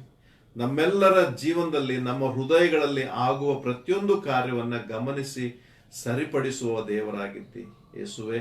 ನಾವು ಸಭೆಯಾಗಿ, ನಿನ್ನ ಕುಟುಂಬವಾಗಿ, ಮೊದಲನೇ ಶತಮಾನದ ಕ್ರೈಸ್ತರು ಪಟ್ಟಂತ ಪ್ರಯಾಸ ನಾವು ಪಡುತ್ತಿದ್ದೇವ, ಆ ಸೇವೆಯನ್ನು ನಾವು ಮಾಡ್ತಾ ಇದ್ದೇವೆ ಎಂಬುದನ್ನು ನಮ್ಮನ್ನು ಪರೀಕ್ಷಿಸಿಕೊಳ್ಳುವ ಹಾಗೆ ನಮಗೆ ಕೃಪೆ ಮಾಡು. ಈ ಎಫೆಸ ಸಭೆ ಕರ್ತನೆ, ಅದರ ಸುತ್ತಲೂ, ಆ ಸಭೆಯ ಸುತ್ತಲೂ ಪಾಪವೆಂಬ ಕಾರ್ಗತ್ತಲು ತುಂಬಿದ್ದರೂ ಕೂಡ ಈ ಸಭೆ ದುಷ್ಟರನ್ನು ಸಹಿಸದೆ ಎಲ್ಲರನ್ನೂ ಪರೀಕ್ಷಿಸಿ ಒಂದು ಪವಿತ್ರವಾದ ಜೀವನವನ್ನ ಕರ್ತನೆ ಮಾಡುತ್ತಾ ಅವರು ಒಂದು ಚಿಕ್ಕ ಬೆಳಕಾಗಿ ಅಲ್ಲಿನ ಜನರಿಗೆ ಮಾದರಿಯಾದ ಹಾಗೆ ನಾವಿರುವ ವಾತಾವರಣ ಎಂಥದ್ದೇ ಆಗಿದ್ರು ಕರ್ತನೆ, ನಾವು ಬೆಳಕು ಕೊಡುವವರಾಗಿದ್ದೇವೆ ಎಂಬ ಪರಿಜ್ಞಾನದಿಂದ ವರ್ತಿಸುವಂತೆ, ನಮ್ಮ ಜೀವನವನ್ನ ರೂಪಿಸಿಕೊಳ್ಳುವಂತೆ, ನಮ್ಮ ಮೂಲಕ ಯೇಸು ಕ್ರಿಸ್ತನ ಬೆಳಕು ಅನೇಕರ ಜೀವನದಲ್ಲಿ ಪ್ರಕಾಶಿಸಲ್ಪಡುವಂತೆ ದೇವರೇ ನಮ್ಮನ್ನ ನಾವು ಯಾವಾಗಲೂ ನಿನ್ನ ಸನ್ನಿಧಿಯಲ್ಲಿ ಸರಿಪಡಿಸಿಕೊಳ್ಳುವ ಹಾಗೆ ಕೃಪೆ ನೀಡೆಂದು ಬೇಡಿಕೊಳ್ಳುತ್ತಾ, ಈ ಒಂದು ವಾಕ್ಯ ಧ್ಯಾನದಿಂದ ಯಾರಿಗೆಲ್ಲ ಕರ್ತನೆ ಆಶೀರ್ವಾದವಾಗಿದೆಯೋ ಅದಕ್ಕಾಗಿ ನಿನಗೆ ಸ್ತೋತ್ರ ಸಲ್ಲಿಸಿ ಅವರೆಲ್ಲರನ್ನ ಕರುಣಿಸಿ ಕಾಪಾಡೆಂದು ಬೇಡಿಕೊಳ್ಳುತ್ತಾ, ನಮ್ಮ ಸುತ್ತಲೂ ಹಬ್ಬಿರುವಂತ ಕೊರೋನಾ ಸೋಂಕು ನಮ್ಮನ್ನು ಭಯಕ್ಕೆ ನೂಕಿತೈ ಸ್ವಾಮಿ, ನೀನೇ ನಮ್ಮನ್ನ ಕರುಣಿಸಿ ಈ ಒಂದು ಭಯದಿಂದ ಬಿಡಿಸಿ ಈ ಸೋಂಕು ನಮ್ಮನ್ನ ಬಿಟ್ಟು ಹೋಗುವ ಹಾಗೆ ಸಮಾಧಾನ, ಶಾಂತಿ, ಸಹಜ ಸ್ಥಿತಿ ನಮ್ಮೆಲ್ಲರಲ್ಲಿ ಮತ್ತೆ ಮರಳುವ ಹಾಗೆ ಕೃಪೆ ಮಾಡೆಂದು ಈ ರಾತ್ರಿ ಒಳ್ಳೆಯ ವಿಶ್ರಾಂತಿ ನಮಗೆ ಅನುಗ್ರಹಿಸೆಂದು ಯೇಸುವಿನ ನಾಮದಲ್ಲಿ ಬೇಡಿದ್ದೇವೆ. ಘನವಾದ ನಿನ್ನ ನಾಮಕ್ಕೆ ಸ್ತುತಿ ಸ್ತೋತ್ರಗಳು ಉಂಟಾಗಲಿ. ಆಮೆನ್. ಪರಲೋಕದಲ್ಲಿರುವ ನಮ್ಮ ತಂದೆಯೇ, ನಿನ್ನ ನಾಮವು ಪರಿಶುದ್ಧವೆಂದೆಣಿಸಲ್ಪಡಲಿ, ನಿನ್ನ ರಾಜ್ಯವು ಬರಲಿ, ನಿನ್ನ ಚಿತ್ತವು ಪರಲೋಕದಲ್ಲಿ ನೆರವೇರುವ ಪ್ರಕಾರ ಭೂಲೋಕದಲ್ಲಿ ನೆರವೇರಲಿ. ನಮ್ಮ ಅನುದಿನದ ಆಹಾರ ನೀ ಹೊತ್ತು ನಮಗೆ ದಯಪಾಲಿಸು, ನಮಗೆ ತಪ್ಪು ಮಾಡಿದ್ರು ನಾವು ಕ್ಷಮಿಸುವಂತೆ ನೀ ನಮ್ಮ ತಪ್ಪುಗಳನ್ನು ಕ್ಷಮಿಸು, ನಮ್ಮನ್ನು ಶೋಧನೆಯೊಳಗೆ ಸೇರಿಸಿದ ಕೇಡಿನಿಂದ ತಪ್ಪಿಸು, ಯಾಕಂದ್ರೆ ರಾಜ್ಯವು, ಬಲವು, ಮಹಿಮೆಯು ಸದಾ ಕಾಲವು ನಿನ್ನವೇ ಸ್ವಾಮಿ. ನಮ್ಮ ಕರ್ತನಾದ ಯೇಸುವಿನ ಕೃಪೆ, ತಂದೆಯಾದ ದೇವರ ಪ್ರೀತಿಯುಳ್ಳ ಪವಿತ್ರ ಆತ್ಮನ ಆಶೀರ್ವಾದ ಈಗಲೂ ಯಾವಾಗಲೂ ಸದಾ ಕಾಲವು ನಿಮ್ಮೆಲ್ಲರ ಸಂಗಡ ವಾಸವಾಗಿದ್ದು ಕಾಪಾಡಲಿ. ಆಮೆನ್. ನಿಮ್ಮೆಲ್ಲರಿಗೂ ಮತ್ತೊಮ್ಮೆ ನನ್ನ ವಂದನೆಗಳು. ಬರುವ ಬುಧವಾರ ಮತ್ತೆ ಇದೇ ಸಮಯಕ್ಕೆ ಮತ್ತೆ ಭೇಟಿಯಾಗೋಣ. ಅಲ್ಲಿವರೆಗೂ ದೇವರು ಕೊಟ್ಟ ಆಶೀರ್ವಾದದಿಂದ ಆರೋಗ್ಯವಾಗಿರ್ರಿ. ನಮಸ್ಕಾರ.